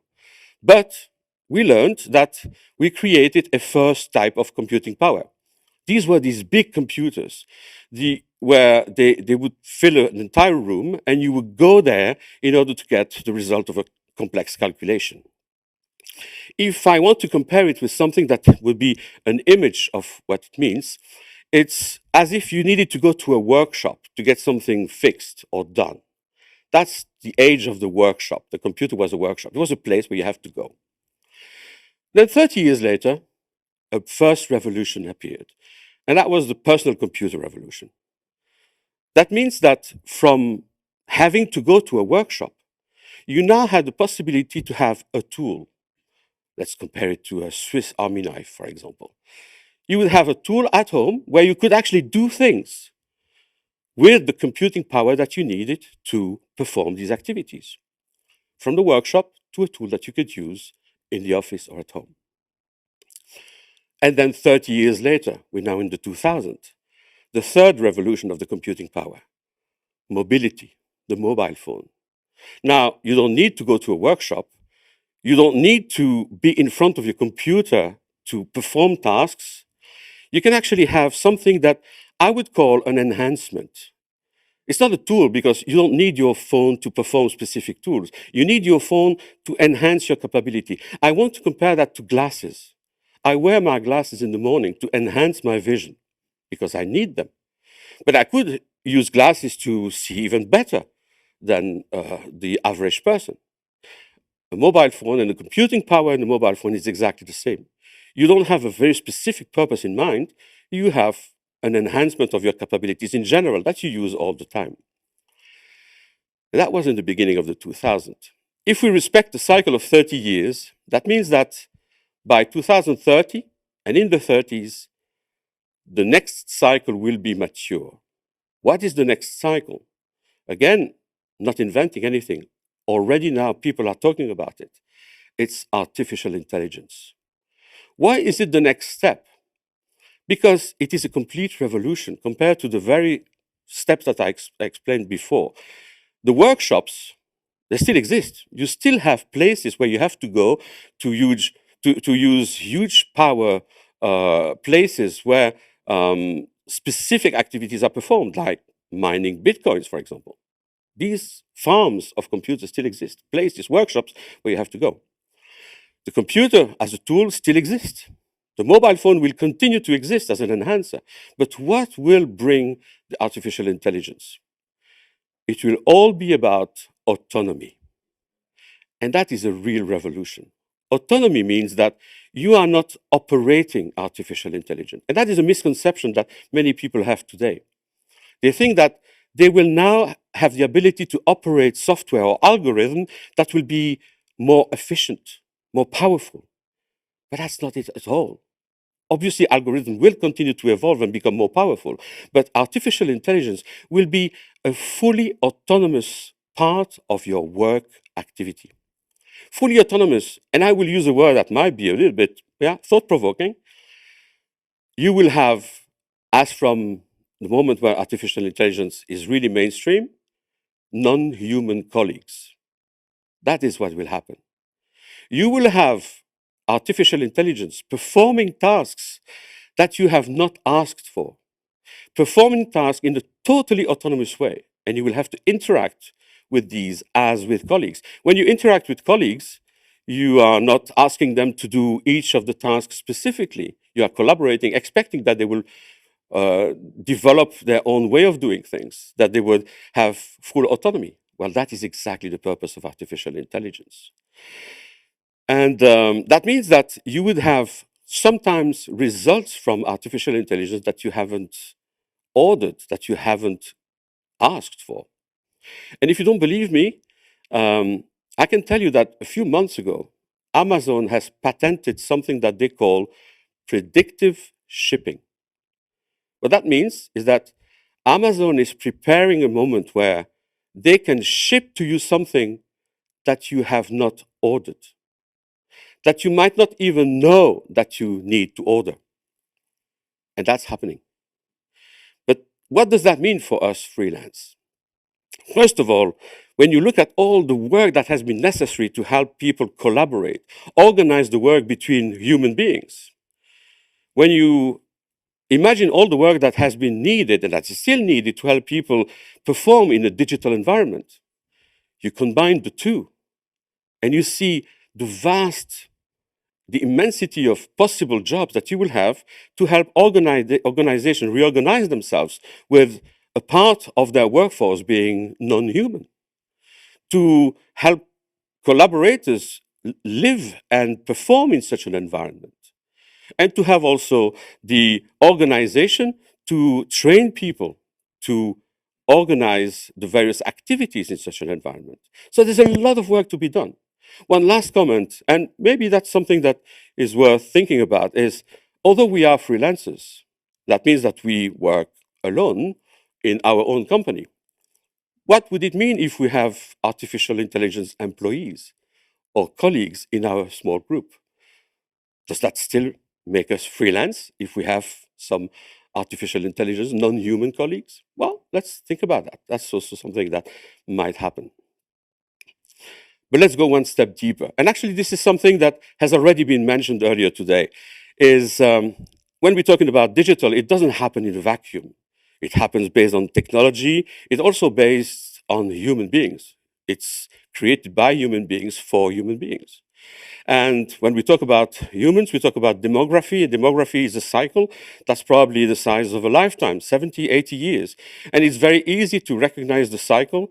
We know that in the next 10 years, all the boomers will be past the age of retirement. We know that, a generational issue, and it's been mentioned.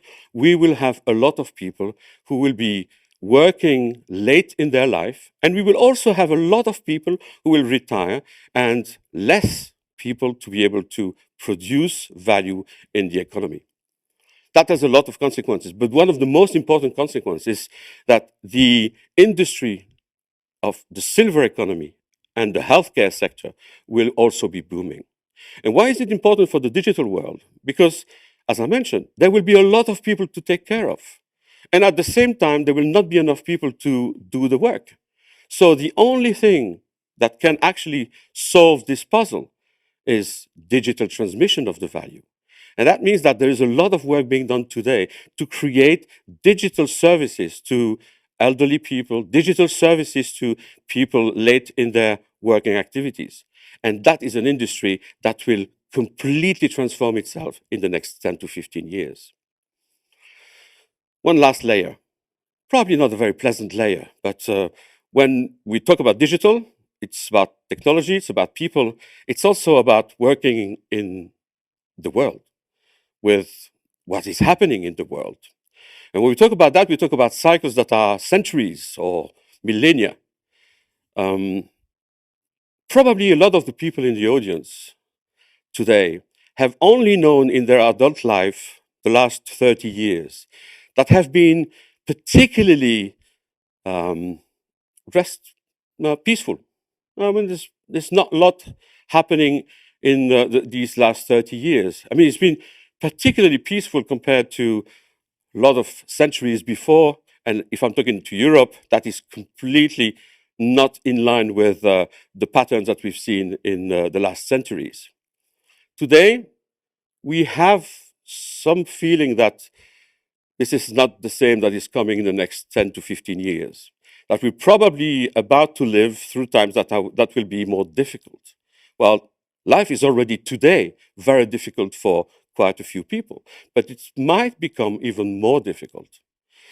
And why is it important in the context where we talk about digital? It's because we've seen one of the most dramatic situations globally in the past few years with the pandemic, where it's been obvious that digital environment was a very important factor in helping us cope with the situation, in helping us freelancers continue to deliver the work. It's also been mentioned earlier today that digital first is absolutely key to continue to work whatever happens in the future, whether we are in a peaceful situation or not in a peaceful situation, whether we are in a complete breakdown of the economy or whether we are in a booming economy, it doesn't matter.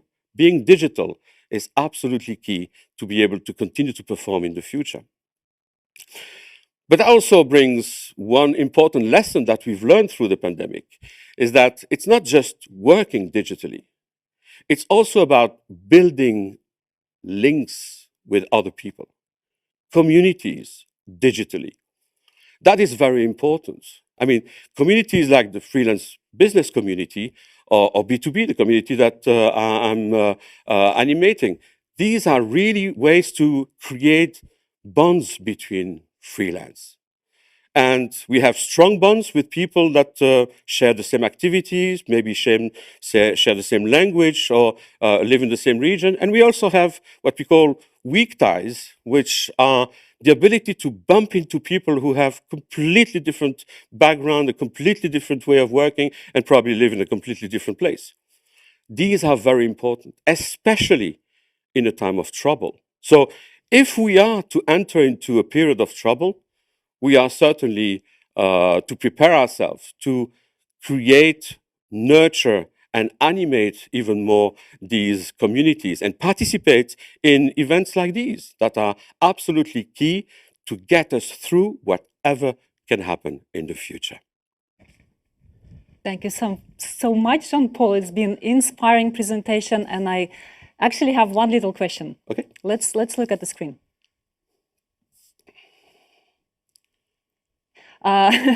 So that is a digital kid, apparently. What do you think this little baby will tell us in 10 or 15 years? Or let's say she's 20, in 20. In 20 years? Yeah. Well, she will definitely look back into something that would be the preparation of what she will be experiencing. So that means that she either will be thankful and say, well, thank you for having kept the human being as central in whatever we do digitally, because we are in a world where digital is taking a big place. But the only way to survive this is to always keep the human factor as central. So if she is happy in the future, in 20 years' time, that we've contributed to keep human beings at the center of whatever world we are building, even digitally, she will probably be happy and thankful. Okay, I really hope so, because these are my kids. All right, thanks a lot, Jean-Paul. Really, really appreciate, and thanks B2B for partnering with Freelance Business Community. Folks, if you liked Jean-Paul's teaching, you may find more of his wisdom in our Freelance Business book, which should be showing.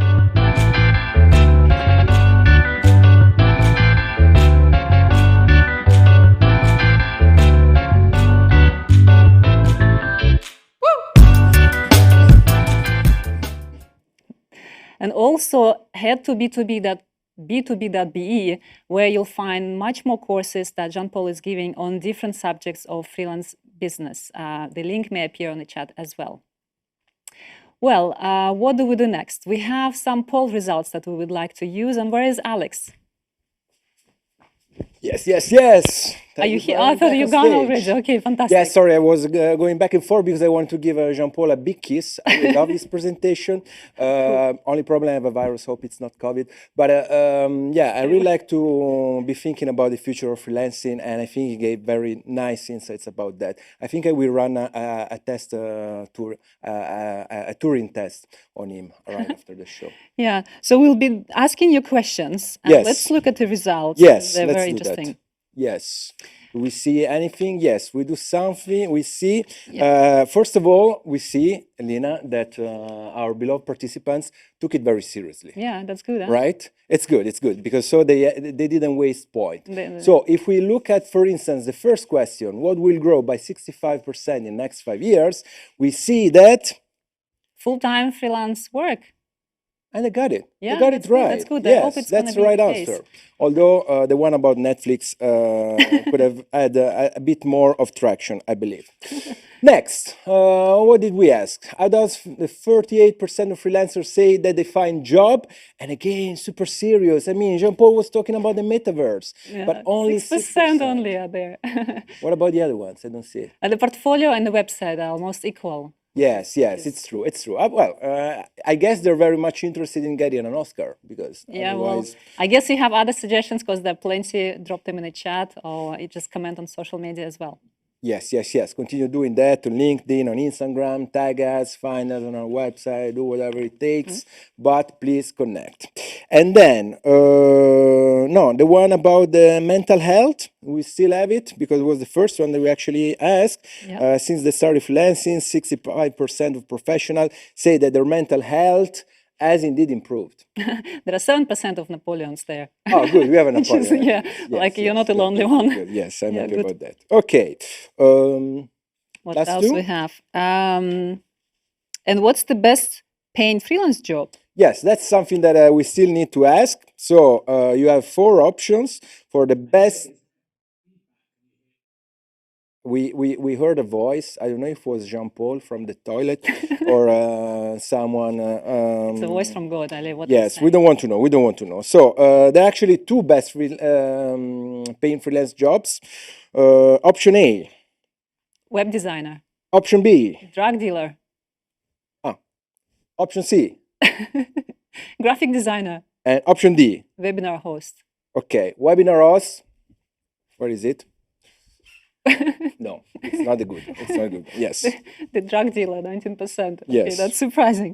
I guess people, 20, it's going up. I love it. Okay. People have humor. That's good. All Right, freelancers they were have thinking humor. about it, yes. Okay, and last one, very last, and then I will disappear. What is the most popular freelance job? Yeah. Copywriting, software development, scapegoat, or LinkedIn commentator. Today, probably the last one, I hope. I'm pretty sure I know the answer, and because I spend most of my time on LinkedIn. I don't know about you. Okay, that's it. Copywriters are the most popular freelance job. Okay. It seems like, but in fact, it's copywriting and software development equally. Yes, you both get points. You will get points. All right. Well, folks, what else I need to say? We have a fantastic goodie bag, digital goodie bag on our platform. Head there to find what we have stored for you. There you'll find information about partners and sponsors, which also have fantastic stuff for you prepared. Definitely engage with them and book meetings. And are we forgetting anything? Let me check. Did we make a comment on social media? No, actually, that's right. Yeah, we have, I think you're already busy on social media, but just in case, let me show you our hashtags and handles that you can tag us and we can reshare those and also count points, of course. Yeah, here we go.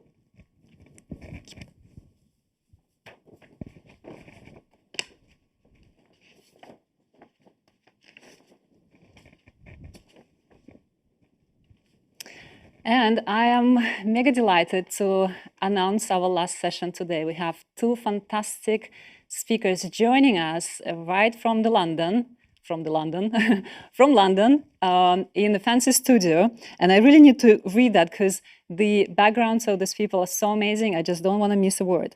We have John Healy, who is Vice President of World Employment Confederation and Managing Partner and Expert in Residence, Center for Transformation of Work. He will be together with Albert Aziz Classon, who is a CEO and co-founder of Underpinned, a platform that helps freelancers build careers. Now, John Healy, furthering mission of the Center for Transformation of Work to positively impact 1 billion lives by 2025. And Albert, at 26 years old, raised over 1 million for his startup. Albert, are you married? I'm married, sorry. I'm looking forward to hear from you. They will be talking about opportunities that lay ahead of us. Albert, John.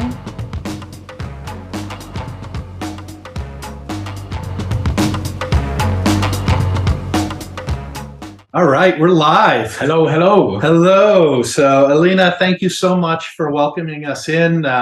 I made the journey over to London from the East Coast of the US. I'm thrilled to be here with you, Albert. Yeah, it's great to have you in my office. Yeah, this is fantastic. So I think if we listen to Alina's descriptions of us, and thank you for the kind introductions, but neither one of us represent a single organization. So we're both freelancers in our own way. So why don't we kind of start by just sharing a little bit about Underpinned, the Association of the Future of Work, to tell the world what it is that you do and why freelancing is so important to you. Yeah, so I mean, very brief backstory to this. I actually grew up as a ballet dancer. I went to the Royal Ballet School. So I grew up very embroiled in creativity, inevitably more freelance focused, and then totally changed my track and studied philosophy of science and fell in love with computer science and started building things, started problem solving and doing business strategy consultancy.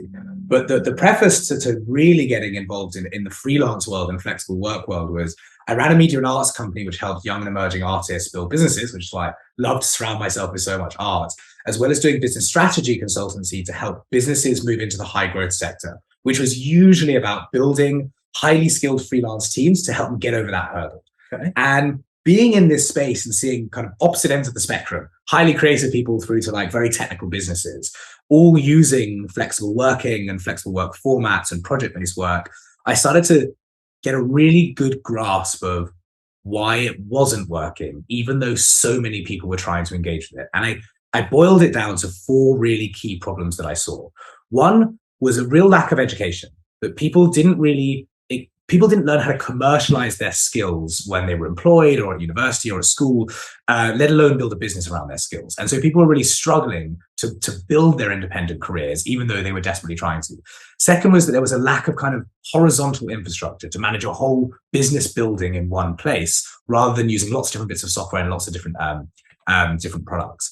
Finally, was just access to community, other people, and building networks and finding clients. You kind of feel a bit lost. We did this massive piece of research when we started, and what we found was the only uniquely identifying characteristic of a successful freelancer was their network.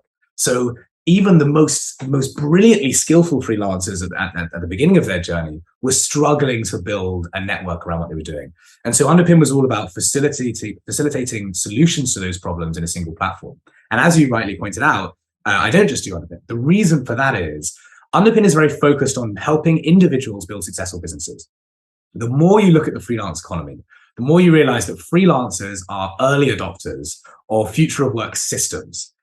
And that's, I think, why we started talking, which was, the CTW and what I do, the Association for the Future of Work, which is an organization similar to the CTW in its aim to help bring people together, brilliant minds to build better systems around the future of work, was all about going, well, there are interesting tracks and trends within this sector, but ultimately we need to start having a broader conversation about how are working styles changing and how can we facilitate reducing barriers to entry to the system work and ultimately increasing the value that's created. I stopped talking now. That was a lot. No, that's a wonderful introduction. I love it. And what you're hitting on is the piece that's been so engaging for me as I've stepped into it. So in the bio, if you looked at it, I came out of the corporate world. So I worked for Kelly, who founded the temporary staffing industry some 70 plus years ago. I worked for them for 27 years inside a corporate environment, but helping customers understand how they could engage a diversified workforce.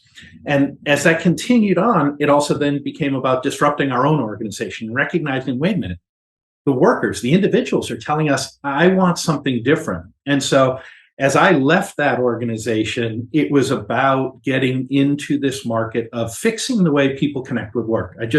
I fundamentally have felt that it's broken for a really long time. And it's not small incremental change. There's a need for transformational change. And that's where the Center for the Transformation of Work came about. It's about changing work for 1 billion people by 2025. That's a big aspirational goal. You know, so the BHAG in there, and we've got to work our way through that. But it means we need to get to the individuals. I also tied into the introduction, you may have heard a reference to the World Employment Confederation. So a group that's focused on public policy and advocating for healthy labor environments. So we think of, we're here in the UK, IR35. Is it going to stay? Is it going to go? Where are we with that? You've got regulation happening all over the world. And so who's out there actively advocating to ensure that people can work the way they want to work? And my sense has always been that we need more people's voices in that. And unfortunately, we have a very decentralized working environment with the freelance community who really struggles to get their voice heard. Well, I think there's no natural aggregators for individuals because they are, by virtue of the way they're working, not working through an aggregating system. And I think that it's a real problem in a number of ways. But I think one of the things that's really interesting about what you've just identified is there are companies who are looking at this problem. IR35 is a great example. There are businesses who are looking at how to solve compliance issues and building better talent systems. But for individuals, there need to be systems and tracks for their voices to be heard and for systems to be built with them in mind as well. 100%. So let's talk about some of these trends that are going on inside the marketplace. So learning. We've heard all about the Great Resignation. Individuals are opting out of their environment. They're quiet quitting. So the worker has declared this isn't right for me. I've always felt a big part of that is the lack of upskilling. Right. You know, that organizations are not investing in the learning and development. The freelancer has to do that on their own. Right. So if I'm starting my career as a freelancer or I want to, how do I figure out the right tracks? Well, this is a really interesting. So at Underpin, we have an accelerator program called the Underpin Freelance Business Accelerator. We now provide it to 179,000 undergraduates through the higher education system in the UK. We're starting to expand that. But what we really focus on is not teaching people specific skills, because ultimately, anyone who's gone through education, anyone who's watched enough Netflix has some expert skills and knowledge, right? We live in a world that's so rich of information. There's so much stuff going on that actually generating knowledge is not the problem. Right. The problem is generating the frameworks to learn. And I have this very strong ethos of fail fast. The best way to be successful is to fail as many times as quickly as humanly possible in order to find out what does work. Because you find out more from failing than you do from being successful. No question. And so what we focused our educational program on and what's been so successful about it is it doesn't tell you what to do. It gives you a framework to work out what to do. And I think this is what's really missing. And earlier I mentioned this piece of research we did that established the different types of freelancers and what identifies a successful freelancer or the demarcatable qualities of a successful freelancer. Now, what we found was there are 3 types. There is the just getting started, who are usually fairly clueless, and there's this question of like, okay, I have a skill, I know it's valuable, but I'm not really sure why or where yet. And then we have what we call the fumble years, which is the first 3 to 5 years of freelancing where you fumble around, just bruises, exactly. You're scratched all over, and maybe you make it out the other end, or maybe you give up because you're nervous or things aren't going well or financial issues or whatever else. And then you have this successful group. And the successful group, by and large, are not better at their inherent skill than the first group. The thing that really is the big difference is their ability to access a network. Now, at its core, what makes for a successful freelancer? It's not being a skilled professional, it's being a successful problem solver. And the first thing we teach people in this framework is stop thinking about yourself as a professional with a skill. That's the old school of thought. Think about yourself as a business that solves problems, and your skill set becomes this toolkit to start doing that. So I won't go into all the details of what happens throughout the whole Accelerator program, but at its core, I think what you're asking is, how do we help people prepare to even begin this journey? Well, the first thing is to start to think about the commercial context within which you operate, and how can we facilitate or rather give people the frameworks to start filling in the blanks themselves. It's so interesting you take it down that pathway, because if I flip it and go inside the corporate organization, That's the same challenge that they're facing. It's a mindset challenge in most organizations to say, okay, how do I engage a broader workforce? Again, we've seen so many organizations who are struggling. I can't get the work done the right way. We keep hearing there aren't enough people to get work done. Right. I call bollocks on that. Yeah. Every single time, because there is enough talent in this world. The question is, are you willing to engage people in a different way? Are you willing to take the time to define your problem, to figure out what it is that we really need to get done differently, how to approach it, and then to go out and search where there's an abundance of talent in the marketplace. The digital technology that's out there today that enables us to connect with capabilities and diverse thoughts and minds all over the world is absolutely incredible. But it's those organizations who go through those same stages. How do I figure it out? How do I fumble my way? How do I become good at this? We were talking about this earlier, about the value of diversity of thoughts and the value that is brought to a company by having somebody who's worked on other projects, who brings a new perspective, is massive. But as you also really correctly identify, and I think it is the same on both sides, nobody's ever had to do it before, let alone at this scale. And so trying to identify these problems is very difficult for a lot of these companies and individuals. What I think is really interesting, and this is what I mentioned earlier about it being not just about freelancing as early adopters, but rather about the way that work is changing, is that really successful companies, in the way that, or companies that hire really successfully, don't hire for positions. They hire for objectives and problems that they need to solve, and they find skill gaps, and then they fill those skill gaps. And it's exactly the same with project-based work, but on a smaller scale. And so we're starting to see people get involved in this. But I'd be interested to know, from your perspective, really looking at what companies are doing, what creates successful decision-making processes for companies? So, fun question. I'm going to start by just challenging words. Okay. Hire. It's an old language. Yeah. It implies an employee-employer relationship, a subservient relationship. Just go back to some of the basics inside corporations. Talent acquisition. Do you really want to be acquired? And then retention, talent retention, name of departments inside organizations. I'm going to retain, so I'm going to buy you and then retain you. Yeah. Harkens kind of back to slavery, candidly. I think organizations have to begin by rethinking the words that they use. Words matter. We need to get to a lexicon of where we're engaging talent to get things done, where we're able to figure out what is it that we want to accomplish as an organization, and what's the best way of going about doing that. And I think for businesses, it's as they start envisioning a different way of accomplishing things, it changes. And I think, it's big business. Google was the one who really got branded when they announced 53% of their workforce was non-employees. And it caused everyone to say, whoa, that's a little bit different. And coming out of the temporary staffing industry, that kind of became a benchmark of looking at things and saying, so how does work get accomplished? And boy, if my HR department only oversees the relationship with 47% of our workforce, well, that's a problem. Fast forward to today, it was Deloitte and MIT just published a paper on workforce ecosystems. Wonderful paper. Happy to send out a link to anyone if there are questions. But when they published it out, the opening in the forward is a piece from Unilever. 150,000 full-time employees across the world. So nice FMCG organization. We all know their brands along the way. 3 million people in their extended workforce. 3 million. So 95% of the people that allow Unilever to be the organization that they are non-employees. So it begins with the mindset of letting go of the idea that I own and control some workforce. Well, interestingly, another part of our accelerator program, and something that we work on quite a lot, is this idea that as a freelancer, as an independent worker, you're a micro business. In fact, one of the core things that was part of our pitch when we started Underpin was saying, don't look at this as this group of temporary staff.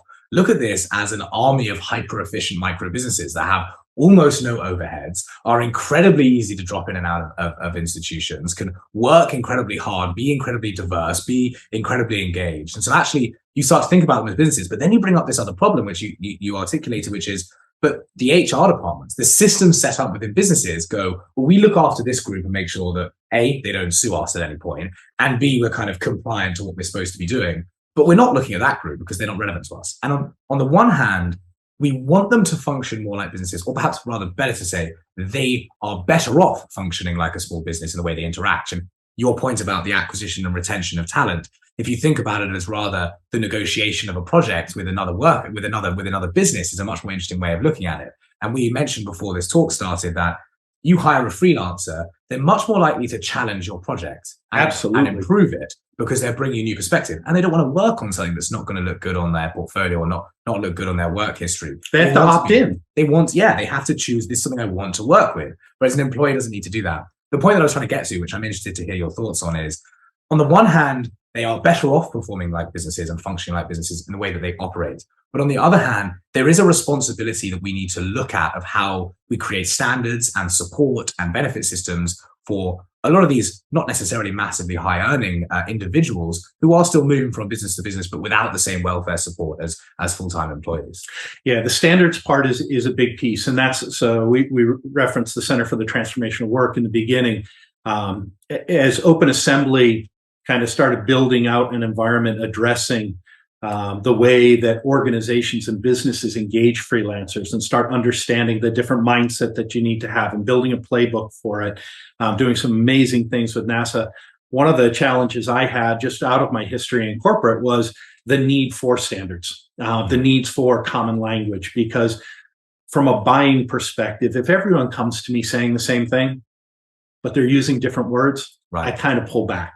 The lack of standards causes question. It causes fear for a lot of people because I don't know what's going to happen. So that's one of the big efforts that we're underway on in trying to look at what are those standards that we can put together as an industry, you know, whether it comes to the way that you're classified as a worker, which gets to taxation. Let's just call it what it is. It's making sure that the government's able to collect the taxes properly, and I have no problem on that. But making sure we're there. But then it's how you treat the worker, how you engage with the customer that's there, and then digital ethics is the other, which I think is a wide open area. And there's legal and regulatory aspects that we need to be aware of. That's very black and white. Every country has a very clean way of how they're doing things. Some clean, some maybe a little bit messy, as we're living here in the UK this week. But then there's also what's good practice. And I think the good practice side of things is where we need this community. We need the freelancers to speak up and have their voice heard about what do they expect. And I think, sorry to interject, but I think one of the things that's often overlooked is the importance on the ability to access talent by engaging with these issues. You know, when you talk to businesses about compliance and practice and support and standardization, they hear admin, but actually what they're getting the opportunity to be involved in is, well, actually, do you want to have access to the best minds and the best work in the world? Well, you need to be setting up these systems because more and more people are starting to. It's about streamlining it. You know, if I look at corporate organizations for the last 15 to 20 years, they have been standardizing and centralizing functions. You look at any business that has a global business services function or a shared services function, bring it together. And there's two main reasons. One, I mitigate risk. If I'm doing things the same way every time, we're less likely to do it in a way that's non-compliant. We don't want to end up in the newspaper for the wrong reasons. I get it. The other is that I get value for money. If I buy the same thing 1,000 times, I'm going to get a better price point than if I buy one thing 1,000 different times. No question on those. But for many organizations, the pendulum's just swung too far to a process that's so standardized that it doesn't apply to the way something else is done. If I need a logo design, do I really need to do a background check on the person who's designing the logo for me? Or do I just need a logo that inspires people who look at it? I also think, going back to the point of standardization, in terms of the infrastructure of how we communicate between organizations, there is this problem of fear that you rightly described. You know, if there is a non-standard system, you have to apply a standard to it to feel comfortable. And what's happened is large enterprises who have a significantly higher level, they want a smaller risk profile because they want their compliance to be sorted with every interaction, have to force this infrastructure onto these systems because they don't have an alternative. And one of the things that we've been looking at, which is kind of the beginning end of what you're talking about, is also standardizing the interaction around pitching. Like, what are the right formats for pitching? If I'm pitching for a logo, what are the key points the business should see? How can I make them feel comfortable with this interaction? And as we start to develop these standards around the interaction, will hopefully move the onus away from the enterprise who currently thinks they have to put their infrastructure on everything. And the hope is, well, actually, I said this to you earlier as well, small businesses are actually often creating best practice in this area because they have the flexibility and agility to deal with the freelancing individuals how they feel most comfortable. And I think that's what you're seeing large business starting to adopt right now. Is they're saying, wait a minute, small business has been figuring this out. Everyone's got multiple roles. When you're launching a new business, you know, I'm the CEO and then I'm the janitor in the, you know, 15 minutes apart. No problem on that. And everyone's comfortable with it. But in big business, we get very comfortable, stay in your lane, do these things. And the gaps between create problems. And then the overlaps create problems. And there's this level of anxiety that develops inside organizations. And so kind of getting our way through that becomes really important. I want to move on to some other trends because there was talk of the metaverse earlier. Right. So Web3 tools, blockchain, metaverse. Where do you see all this fitting into the role of freelancing? So I'm an absolute tech nerd and spend a lot of my time in this space purely in hypothetical world of this is what we could do and this is how exciting it is. I think there is a danger to try and force adoption of modern technology to solve simple problems. Mm-hmm. And that is not to say I'm not excited about Web3 and blockchain, and they have a massive place in this world, which I'll talk about in a second. But I think that actually, if we place too much technical understanding on solving these problems, we actually scare a lot of people off. And having a simplified, standardized contract, even if it is made on Word and signed with a pen, you know, is better than not having it. And so I think it's all about making these things accessible. So taking that as the first point, I think it's really important that a lot of these problems can be solved. Offline is maybe not the right word, nothing is offline, but in quite simple, practical, linguistic ways about simplifying terms and then making sure people understand. With that said, there are massive cool opportunities around decentralized workforces using Web3 and blockchain technology to track contracts, work history, referencing, to make sure that milestones are tracked effectively. I mean, within organizations, everybody will have experienced this in some way. You speak to a project manager and the accounts department and a product lead and a junior person, and none of them have talked to each other. And then you want your invoice paid and the accounts manager has to get information from all of these people to get it signed off. And having kind of clear, digitized, blockchain-based smart contracts that track your progress and have milestones attached to them, it will revolutionize the way that we interact and simplify it.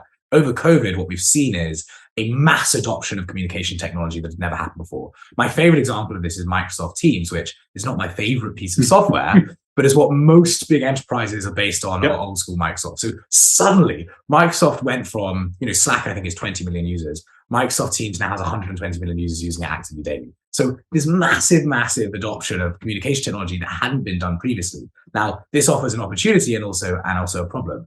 The opportunity is I now talk to a freelancer on the other side of the world in exactly the same way I talk to my full-time employee of 10 years. Yep. So I can now create systems that make it much easier for them to engage. It also creates the problem of how do I communicate effectively and making sure that things are not lost in this transformation. So to back to your original question, the introduction of modern technologies like blockchain and Web3 will allow us to codify and create those standardized structures of communication, which allow us to have safety, to hopefully allow us to open up communication in a more relaxed way. Yeah, safety and trust. And it's the human part of things. So I look at, you know, a lot of the research I've done is trying to tie things back to our behavior as consumers. Right. And simple reality is we've all got one of these, and we've all transacted with it. We've accepted digital wallets as a way to conduct commerce. I think it was $80 billion transacted back in 2021 was the number that I saw. Okay, so what do I want around my career that can be in my digital wallet, that is shareable? How do I get agency over my own information? If I go to work for an organization and I've performed work for them and they said it was great work, shouldn't I be able to share that with someone else? Or if they had to do a background screen for me to come in and do that project for them, and that's done, is that my property or is it their property? And so this idea of providing individuals agency over their own information and standardizing the data standards that allow that information to be owned and controlled by the individual and shared by the individual is one of those areas that I think is huge when it comes to blockchain. And you mentioned earlier standardization of language and terms, and That has to be where it starts. If we can create a similar lexicon that's used globally around talent and work and interactions in contracts, you create the ability to have these simple systems for recording and owning identity within the work world. And the more ownership you can give to people and the more standardization and infrastructure you can put around it, the easier it is then to have conversations between these institutions and individuals as they work. Yeah, and I this might stretch people a little too far, so I apologize if we go there. I'm a little tech geek as well. But I think wellness and the focus that we have there is going to make its way into the metaverse as well, in that I can enter the metaverse anonymously with my identity verified.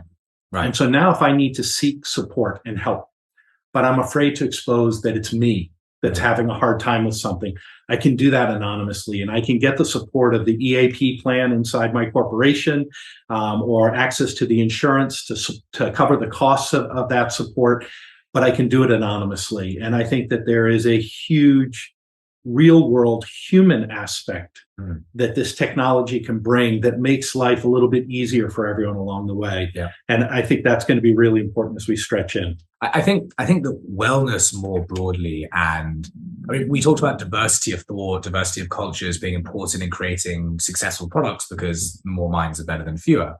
But it's really interesting that that also kind of leans into wellness and how we can use technology to harness that. And we see more and more companies adopting software around supporting their staff, and they're not using it for their project-based workers. I think it'll be really interesting to see how we can start developing support systems, because ultimately mental health and well-being has been continuously proved to be an important part of efficiency and productivity. Cool. So let's go into opportunities. I find the freelancers I spend time with are generally very good at helping me kind of understand that I'm not really describing my problem effectively. Like, let's break it down to what do you really want to get done? So taskification of activity, instead of a job title that no one knows what is needed, but breaking down, getting into the work. How are you seeing the freelancer's role in educating the buyer? This is a really interesting question and problem. And actually, it works from both sides in the exact opposite way. What I mean by that is, you need at least one party in an interaction to know what they're doing.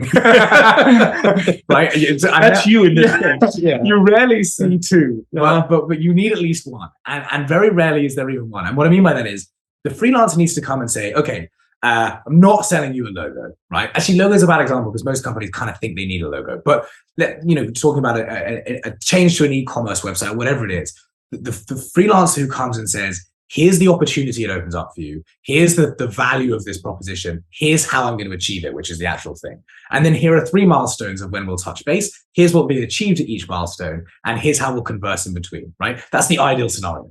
At no point have I talked about my skill as a web developer. And that either you have the individual coming with that perspective, or you have the company who has the savvy to go, well, we need this problem solved. These are the skills. These are the touch points. This is how we do it. So you need at least one party to do that. But what's important about it, and I think this is the really interesting point about the future of work as a whole, is titles are not valuable.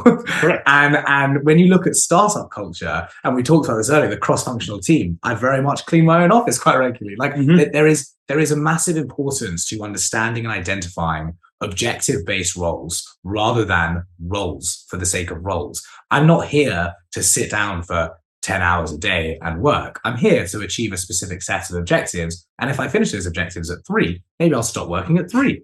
And it actually brings to mind Working Styles, the book that's just come out, which we'll be looking at soon. The way that people work is as important as the work that they are doing. And I think creating this idea of task-based, objective-based projects is incredibly valuable to both companies and individuals. But as I say, there is an onus on at least one party to have learned that infrastructure. Yeah, really important element of it. That's one of the things I really appreciate with the work with Open Assembly, and they've been largely tied to the Laboratory for Innovation Sciences at Harvard, who's done quite a bit of work with NASA, the U.S. Space Agency, and crowdsourcing was the driver there. And so this idea of being able to define your problem and go through the effort and study and research how to effectively define a problem creates so much opportunity, because it is simple. If you're going to say, okay, get me a logo, get me a brand identity for my organization that's going to energize and engage my team. Okay, good. So we can do that. Okay, now I need to figure out how to deal with sunspots coming in for the space station. Okay, completely different thing. And I may need hundreds of minds, thousands of minds working on that kind of a problem. But the better I can articulate that, the more effectively it can actually be accomplished along the way. So I think for many organizations, that first step is, how do I do it so that I can engage an individual to accomplish a task? Yeah. But then it opens up so many opportunities to start saying, oh, wait a minute, I can tap into the minds of the world. Right. You know, I think NASA, and I apologize if I get my numbers off, but roughly 17,000 employees, 50,000 contract workers, but they have documented ideas from over 1 million people. Yeah. Who are bringing their thoughts and ideas because of the passion element that we get. And that's so common in the freelancer. I'm opting into this project. I think this is neat. It's a problem that I want to solve. I want to participate in. I want to test my skills and see, can I come up with something here and find that, oh, wait a minute, the skill set that I've developed is applicable so many other areas that I didn't realize it could be used. Well, a really fun exercise we get individuals to do. So when one of the first parts of the accelerator program that we developed is this framework of how to develop a proposition. Now, a proposition is ultimately an articulation of a problem you can solve. So we asked them to answer 5 questions. What do you do? Hopefully everybody gets that one right. I am a designer, I am a developer, I am an engineer, whatever it is. What problem do you solve? And that's a list of what types of problems can the skill that I have potentially solve. Then who can you solve those problems for? And you start to group those problems into specific company narratives and clients that might have those problems that you could solve particularly well. How do you solve it? Start to sew the bits together. Okay, well, I use this skill set to solve this problem for this person in this way. And then finally, why are you the right person to solve it? What is your relevant experience and relevant interest that makes you not only the right person in terms of your skills, but the right person in terms of the fit for the projects and how you work? I love it. And the fun part of this to me, and I also get very excited by the number of people who are doing side hustles with it. If you're running a large department for an organization, those are the same competencies that you need to have. Completely. And so engaging people who have had to do that and broken out of the mold of, I'm in a role and a job title, and that's my definition, so valuable for the individuals who want to change and transform their own individual organization if you're part of a large company. Right. And I think that's one of the things that we need to help people get over, is you can advocate for freelancers without saying that's the only way people are ever going to work. There are going to be plenty of people who want to be an employee of a large organization. I have no problem with that. That's fine. There are going to be plenty of people who want to do work physically on site in a certain location. There are going to be people who want to start their own business and build it into a giant business. Fine. But let's adopt and engage this population that wants to work in a freelance capacity. I also think that right now we're very good at describing different types of businesses in different ways and different types of workers in different ways. And the more I spend time in this space and the more people I interact with, the more I come across the fact that actually the key characteristics, the key principles upon which a massive business is built and a single person operation is built are very, very similar. And actually, it's just this kind of slider of flexibility in terms of we need to set objectives, we need to understand the problems that we're solving, and we need to create the right infrastructure to solve those problems. Sometimes those problems are small and need a small number of people. Sometimes those problems are big and need a big number of people. And I think the less you approach it as like us and them and more of like, we're all in the business of solving problems and we need to work out the right infrastructure around that. Yeah, and just the freedom to have the conversation.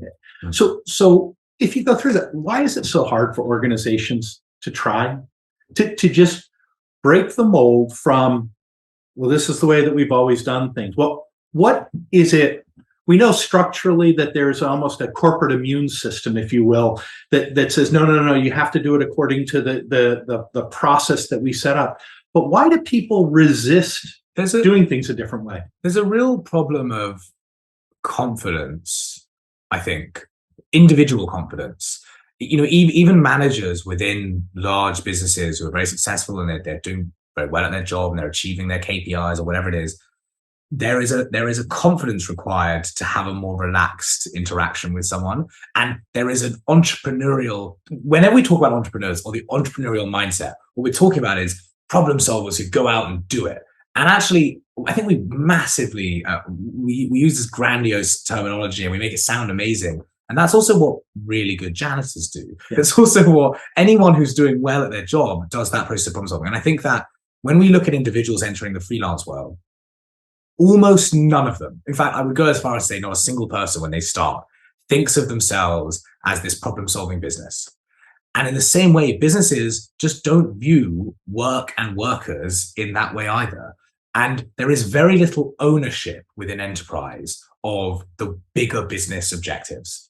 And because of that lack of ownership, there is a lack of confidence in being savvy in problem solving. And there is also a rigidity in the way that people work.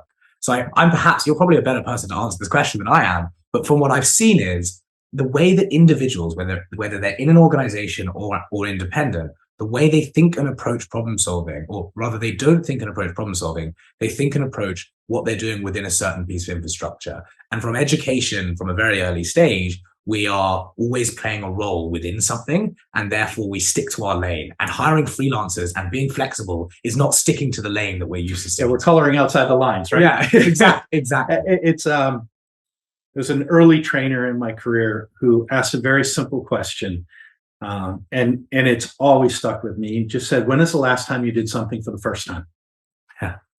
And there's a level of uncomfortableness. Anytime you're doing something unique, different, that you haven't been there before, you're going to an event that you haven't been to. And I think that's one of the blessings of having the opportunity to be a freelancer, is to step into something, to experience that little bit of discomfort, but also to have the empathy to understand that the person on the other side of the table hasn't. And maybe they're more uncomfortable than you are and in the situation. And if you can help coach them through that moment, I think that there's so much of a learning opportunity that the individual who's had the courage to be that freelancer, to step outside of the normal lane, if you will, is creating an opportunity for others to start seeing adoption paths. There's a really interesting, so someone told me something that I've always kept with me very strongly, which is that the person asking the most questions in the room is in control of the room. Right? It's rarely the person answering questions. If you think about going into a job interview, you're the person who has to answer all the questions. They're in charge. When you come in as a freelancer and you ask them questions that are all designed to go, let's get to the point where you're comfortable, you're much more likely to be successful in that interaction because you're in control of it and they get to relax and feel comfortable. And I think what you're saying is exactly right. The vast majority of people haven't painted outside of the lines yet. And so the moment you come with this opportunity, if you also don't come with the confidence of facilitating their comfort, then it's very difficult for them to interact.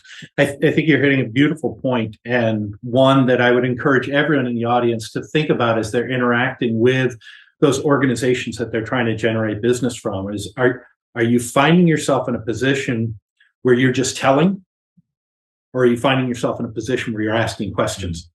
And I think you'll absolutely recognize the more often you're the one asking the questions, that the more likely you get to an outcome that everyone is happy with, not just you, but the client is very happy with what they're getting because you've uncovered the right things. I think too many people I encounter are feeling like they're having to tell people what to do versus pausing to reframe it and say, okay, clearly there's a missing understanding. How do I ask the questions? How do I play amateur psychiatrist, if you will, to get them to answer their own question about what's truly needed? Winning an argument is not about disagreeing with somebody. It's about showing them how you actually both agree on something, right? and I think that it's the same applies for working as a freelancer. You don't go in with this pugnacity of, here's what we do, here's how it works, here's what I'm going to achieve for you. Go in and go, what would you like to achieve? What are the things that you're worried about? How can we work through them? Here is what I've seen that's worked in the past. And I think the more, it requires a certain level of confidence to have that level of collaboration, because you have to feel comfortable answering questions. But that's also a case, feel comfortable saying, I don't know the answer, or we'll have to work on that. But I think to go back to your original question about what are people scared of, it really does fall into this idea of it's outside of the lines, the remit within which they have been set and been working for a while. And unless somebody comes with those questions and comfort and confidence, it's very difficult to surmount that hurdle. It seems risky, even if it might actually be significantly less risky. So let's talk about another opportunity, maybe shifting direction a little bit. Freelancers have for years kind of existed, and they've done it independently, and they've done it within their community. Now these digital tools have opened up. So we've got platforms that are emerging all over the place, trying to create community, trying to embrace people in, offering training to people, offering banking services. What kind of resources do you see being made available to the freelance community that just wow you and say, boy, I wish this was around when I was first thinking about being a freelancer? Well, not to blow our own horn too much, but that was kind of the ethos upon which Unpin was set up. There was a softball there, but I want more. all of our team were freelancers, and our whole mentality around approaching this part of the economy was, what did we want when we graduated university, or we left school, and we left our jobs? And I think the things that I've been most excited about, Underpin and otherwise, is this consolidation, aggregation of business tools around how you build and develop your business persona, your marketing, your client outreach, your lead generation, your marketplace pitching, your accounting, your compliance, all of these things into simple systems. And what we saw in the late kind of 90s, early noughties was this surge of SaaS products for SMEs. So this sudden surge of the number of companies providing amazing services to SMEs by vertical, by their departments. And now what we're seeing is this aggregation of horizontal services that provide this full workflow management to freelancers. So things I'm most excited about are open banking payment opportunities, massively reducing the cost to payments for freelancers. I mean, we've all been in taxis or in shops where they keep changing the card machine they're using because it's a slightly better percentage on one. That is a solvable problem. We should not be taking money from every transaction of individuals. Two is the movement from transactional recruitment to service-based products. In other words, within a project-based economy, you don't want to be constantly churning through transactions. You want to be setting up systems where companies can have benches of talent and organizations they work with, and individuals can have networks of companies and clients that they work with. The most successful freelancers and the most successful clients are the ones that rely on their existing networks and have services that manage them. And I think those areas around payment and network development rather than transactional relationships is what's really important. In an ideal world, and we're working on some machine learning tools to try and do this, you want to be able to step into freelancing or step into hiring in an open talent or moving into an open talent system. And you want to immediately be connected with a group of people that might be compatible with you and start to have interesting conversations and develop relationships.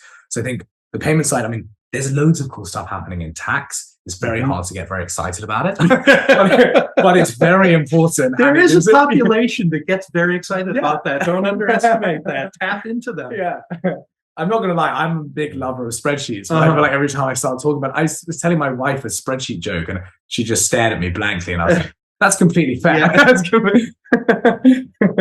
Yeah, we can get there. What about you? What is is it technology? Is it the consulting? Is it the services? Is it education? What is it that you think is? I find that some of the transactions, some of the administrative activities that can go away, the concept of smart contracts that can kind of streamline things and allow me to do the work I want to do. I think of teachers, if you talk to them, the ones who are leaving the profession, it's because they don't get to teach anymore. Right. They have all this administration. Doctors and nurses, same thing. Oh, all this documentation I need to do, all these legal regulatory boundaries. And so, tech CEOs, all of those things.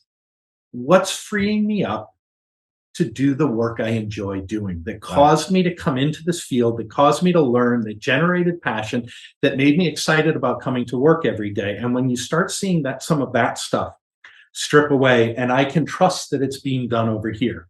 So the transparency of things is the other part that fascinates me with the technology, because if I just go to this simple part of an interview, back to my passion in this field, it's because I believe that the process of connecting people with work is broken. Why do we interview people today? At its most fundamental level, I don't trust. Here's what I need to accomplish. You told me you can accomplish it. But now I need to ask you 30 questions I need to have someone go do a background check. I need to do references. I need to check that you went to university. I need to take about 2 weeks of time to go through a process to learn to accept that you're honest with me. Right. And I think that's where we have the fundamental flaw, and we can start breaking that down. You talked about networks earlier. And when someone says, hey, John, work with Albert, trust him. Right. If it's someone I know, done, we move right through it. How do we get to a better piece of that? I think that there's another really important point you're picking on, which is around a work-first format of hiring. And I agree. I now really don't want to use the word hiring every time it comes to my mouth. Engaging. So when we are looking at work-first formats of engaging talent rather than people-first formats, traditionally you hire somebody who's going to sit inside your institution for 20 years. So you have this like interaction that's much more personal. It's much more about the individual and whether you kind of get them, whether you fit with them, and whether you're willing to work for them for the next 20 years. And what that creates is a real lack of diversity, a real lack of access to opportunity, and a whole host of other issues. Now, with freelancing project-based work, there's this incredible opportunity to go, I don't care who you are. What I care about is, can you deliver in a way that is the way is going to add value to what I'm doing? And there are other aspects around cultural fit that are important, but they're more about creating importance around the products and the company and the community.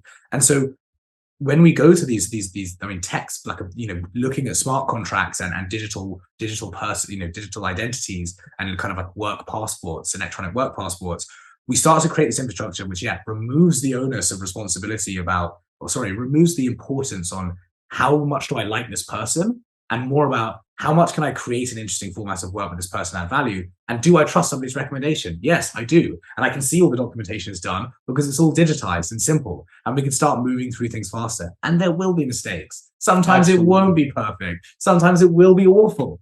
But we have insurances to cover for that. We have systems that we build to try and protect ourselves against that. And we learn from it. It's fun. All right, so we're coming up on about 5 minutes left that we've got. So let's talk about just some priorities, things that are going on in the market today at whether it's a local scale or it's a global scale that we need people to be aware of and engage into. The people who are going to reach out to you after this event who say, Albert, I need to talk to you about how do I get involved with, what are the things that they should really be focused on that are happening in the here and now? So broad spectrum topic wise, the three things that I'm most interested in are education, infrastructure, policy. How do we create better systems for education to teach people how to commercialize their skills and build businesses around their craft, and businesses to identify the problems they want to solve and how they might engage with open talent? Number two is infrastructure. How do we actually create the systems that facilitate these interactions while allowing individuals and businesses to focus on the fun bits? Exactly what you were describing. And three is policy, and more broadly kind of political infrastructure, which is how can we create understanding and knowledge of what is going on inside of this economy? When you talk to a lot of politicians, they're not particularly aware of what's going on inside this economy. How do we create that knowledge and awareness and then turn it into practical evidence-based frameworks to reduce the barriers to facilitating project-based work, which absolutely we have the information. And in terms of specific ways that you can get involved, please do reach out, go to the Association for the Future of Work's website and sign up, check out Underpin if you're a freelancer. But I think what I'm really interested in now is aggregating as many people as possible to be part of this conversation and platforming it to the right people. So sign up to the Association for the Future of Work. You'll be able to join our new community platform soon and reach out to me directly. Yeah, and I think the standards that you've created and kind of the commitment to the freelancer and the language around how I engage freelancers and what's there has been very, very impressive to me as we go through it. Thank you. I'd flip back and encourage everyone. Center for the Transformation of Work or transformationofwork.org. We bring a community together on the first and the third Thursday of every month for an hour. Ranges from 40 people to 200 people. One of the things that I love is that we have this beautiful community of people who are just honest with each other, who just talk about the challenges that they're experiencing, who share the research that they're working on. We had a great conversation about unpaid work. Thoughts around that, getting people to go, and the research from 10,000 freelancers, which is so important. We need the individual voice to be part of that, so I encourage that. But I also, you said policy. I'll take it up a level. There's a meeting coming up mid-October, the 10th to the 14th, the ILO, the International Labor Organization. So the trade association for all of the trade unions that exist out there. Their focus, I look at it, it's decent work in the platform economy. I've got a nice 72-page document that tells us all the research that they've done, and they've got this nice tripartite group that's coming together. So people representing businesses, people representing governments, and people representing trade unions who are going to have this active debate on what should we do about the freelance economy. Right. And the only voice that's not in the room Freelancers. is the freelancer. And I think this is a common occurrence in this space. You have the institutions that we need to help change don't traditionally involve themselves with the people that they're trying to make changes for. And I think the same for government and also enterprises as well. Is the importance on hearing the voice of freelancers and the freelance economy is massive. And I think that, if I take what Alina's doing, if I take what you're doing with the Association of Future of Work, if I take what we're doing with the Center for the Transformation of Work, it's about aggregating community, so that we can have a voice that's out there. Because if you go out to the market, if I'm an editor of an online publication, of any media outlet, and I say, I want to hear the voice of the freelancer, I want to hear what is going on and the way people are engaging open talent. Where is that town square that I come to get the information, to aggregate things together? Yeah. And I think there's so much opportunity to be addressed there. So I just want to thank you first for hosting me. This is, for those out there, this facility is as wonderful as it appears on the screen. Albert, you are an incredible person. Your passion for bringing value into this market, for engaging people to be who they want to be, and to bring value into the market is exactly what we need in the world. And I thank you for the time today. Thank you. Thank you so much for being here and having this conversation. I feel like I've followed John for a while in the work of the CTW and fanboyed from a distance. And then we finally got to chat and I was so excited. I basically just shouted at him for half an hour. These are all the things that I'm excited about and doing, and then slowly but surely had to wind back and work out different bits and bobs that we could actually work through. And I'm really excited to see the work of the CTW and how that moves forward, as well as how we work together with the Association for the Future of Work. And we have an event this week on the 6th that John will be at and helping present some of the work on standards, which is really exciting. And it's really, really great to be a part of this event and to be able to talk on this platform to so many people about such important issues that are moving forward so quickly. Yeah, Alina, thank you. Alex, thank you. Back to you guys. Look forward to hearing more. Well, thank you so much, John, Albert. This was so insightful. In fact, you have brought so many points that will be raised also throughout the month. We have sessions on inclusivity, on compliance, on free work, and many, many more. Please do check the program, book the sessions you like, and please attend. I do have a small question, though, something that was bothering me for a long time. You spoke about standardization. So the question to you is, how about the terminology? Freelancers are called gig workers, contingency workforce, whatever they're called. Will there be like one word that would describe us all in a normal sense? Yeah, I'll give you where we're coming with it. So Open Assembly, John Windsor, who's the founder of the organization, is working on a book through Harvard Business Press right now. A couple workbooks have been brought out, and we did crowdsource language in a glossary here. And open talent is where we landed because so many people have so many different roles, and the words that we use often describe the contractual relationship between the individual and the company. So I'm an employee of your organization. Well, I also have a side hustle because I'm doing a project over there. I'm an adjunct professor over here. What does that mean? And so just open talent is what we're using to describe individuals and just the environment that is not caught up on what is the contractual relationship, but what's the problem I'm trying to solve. I tend to describe myself as openly talented. But I think one of the things that's important is the we can be prescriptive, and I think it's really important, and I think open talent's a brilliant phrase that's being used a lot, particularly businesses to start to understand this. The other issue is, and I'm looking at this from like a digital marketing perspective, how do you then get people to get on board? And we've seen that people call themselves so many different things, and we've ended up focusing much more on the culture and work style rather than how they specifically reference themselves as a worker. And ultimately, people just need to make more of an effort going forward in using terminology that's been prescribed to the system that works well as being comfortable with the fact there is variation.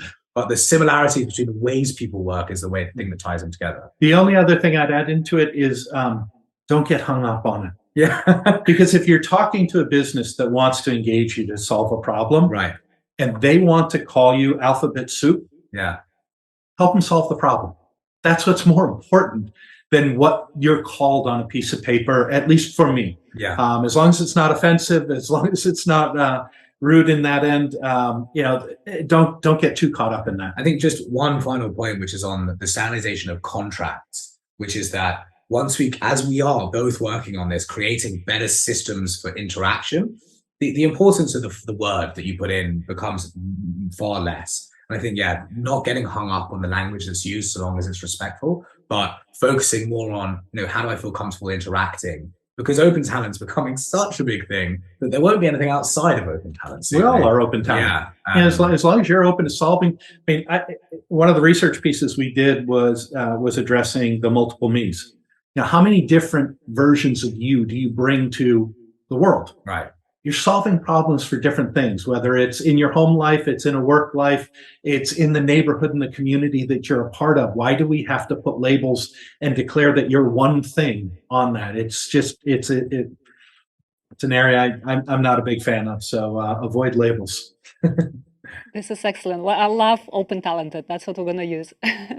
Thank you so much once again for your work, for joining us, and for the work of your organizations. I'm happy that Freelance Business Community is now part of the family, and I'm looking forward to contribute to the growth of freelance ecosystem in general and promote freelancing worldwide as much as we can. Great month ahead. Yeah, thanks a lot. Thanks a lot. Enjoy the London weather, want to say. All righty, cool, fantastic. Well, let me say a few words, folks, about the program itself, because I didn't mention that, and that's important. We have 5 different programs within the month, and if you scroll through the program, you'll see that they are divided by topic. We have starting freelance business, growing a freelance business. There is a week focusing on freelance ecosystem, and it's also focusing on European Freelancer Week. This is another organization we're partnering with, and there we talk about the situation on a slightly political level, how freelancers are dealing with social rights and whatever is the missing in the country. And the last week, like I mentioned already, we'll be focusing on hiring freelancers, and this is when we talk with businesses about how to work with freelancers and sharing some exciting cases. Now, we were scrolling social media. There was one particular comment that someone liked my shoes. Yeah, this is Fila. If you're interested, non-sponsored, but I do love them. They're very funky. And what else do we need to mention? Alex, where are you, by the way? You are disappeared again. Yeah, sorry. Oh my God! Oh my! Here's a glass of champagne. I'll give you a little bit more. I guess we have a party? Yes, we have to be careful not to drop any drop on this carpet, otherwise Bao is going to kill us. Yes. All right. Well, let me say a big thank you to our tech team who is behind the scenes, Bitstream, Bavo, and his colleague. I don't know the name, I'm sorry. It's been amazing. Thanks a lot for your help, for making this opening a reality. I wanted to mention the Oscars, right? We have to. Well, the Oscars will be nominated at the end of the month, so you have to stay with us throughout the month. Enjoy the closing, where you will learn who won the Oscar and the magical gift that we have prepared for you, and 3 runners-up as well. Yeah, because this is kind of like the end of the beginning. End of the beginning? The end of the beginning, but it's actually the beginning of the month. Of the start. We have a whole month ahead of us. All right. Well, cheers to all of us.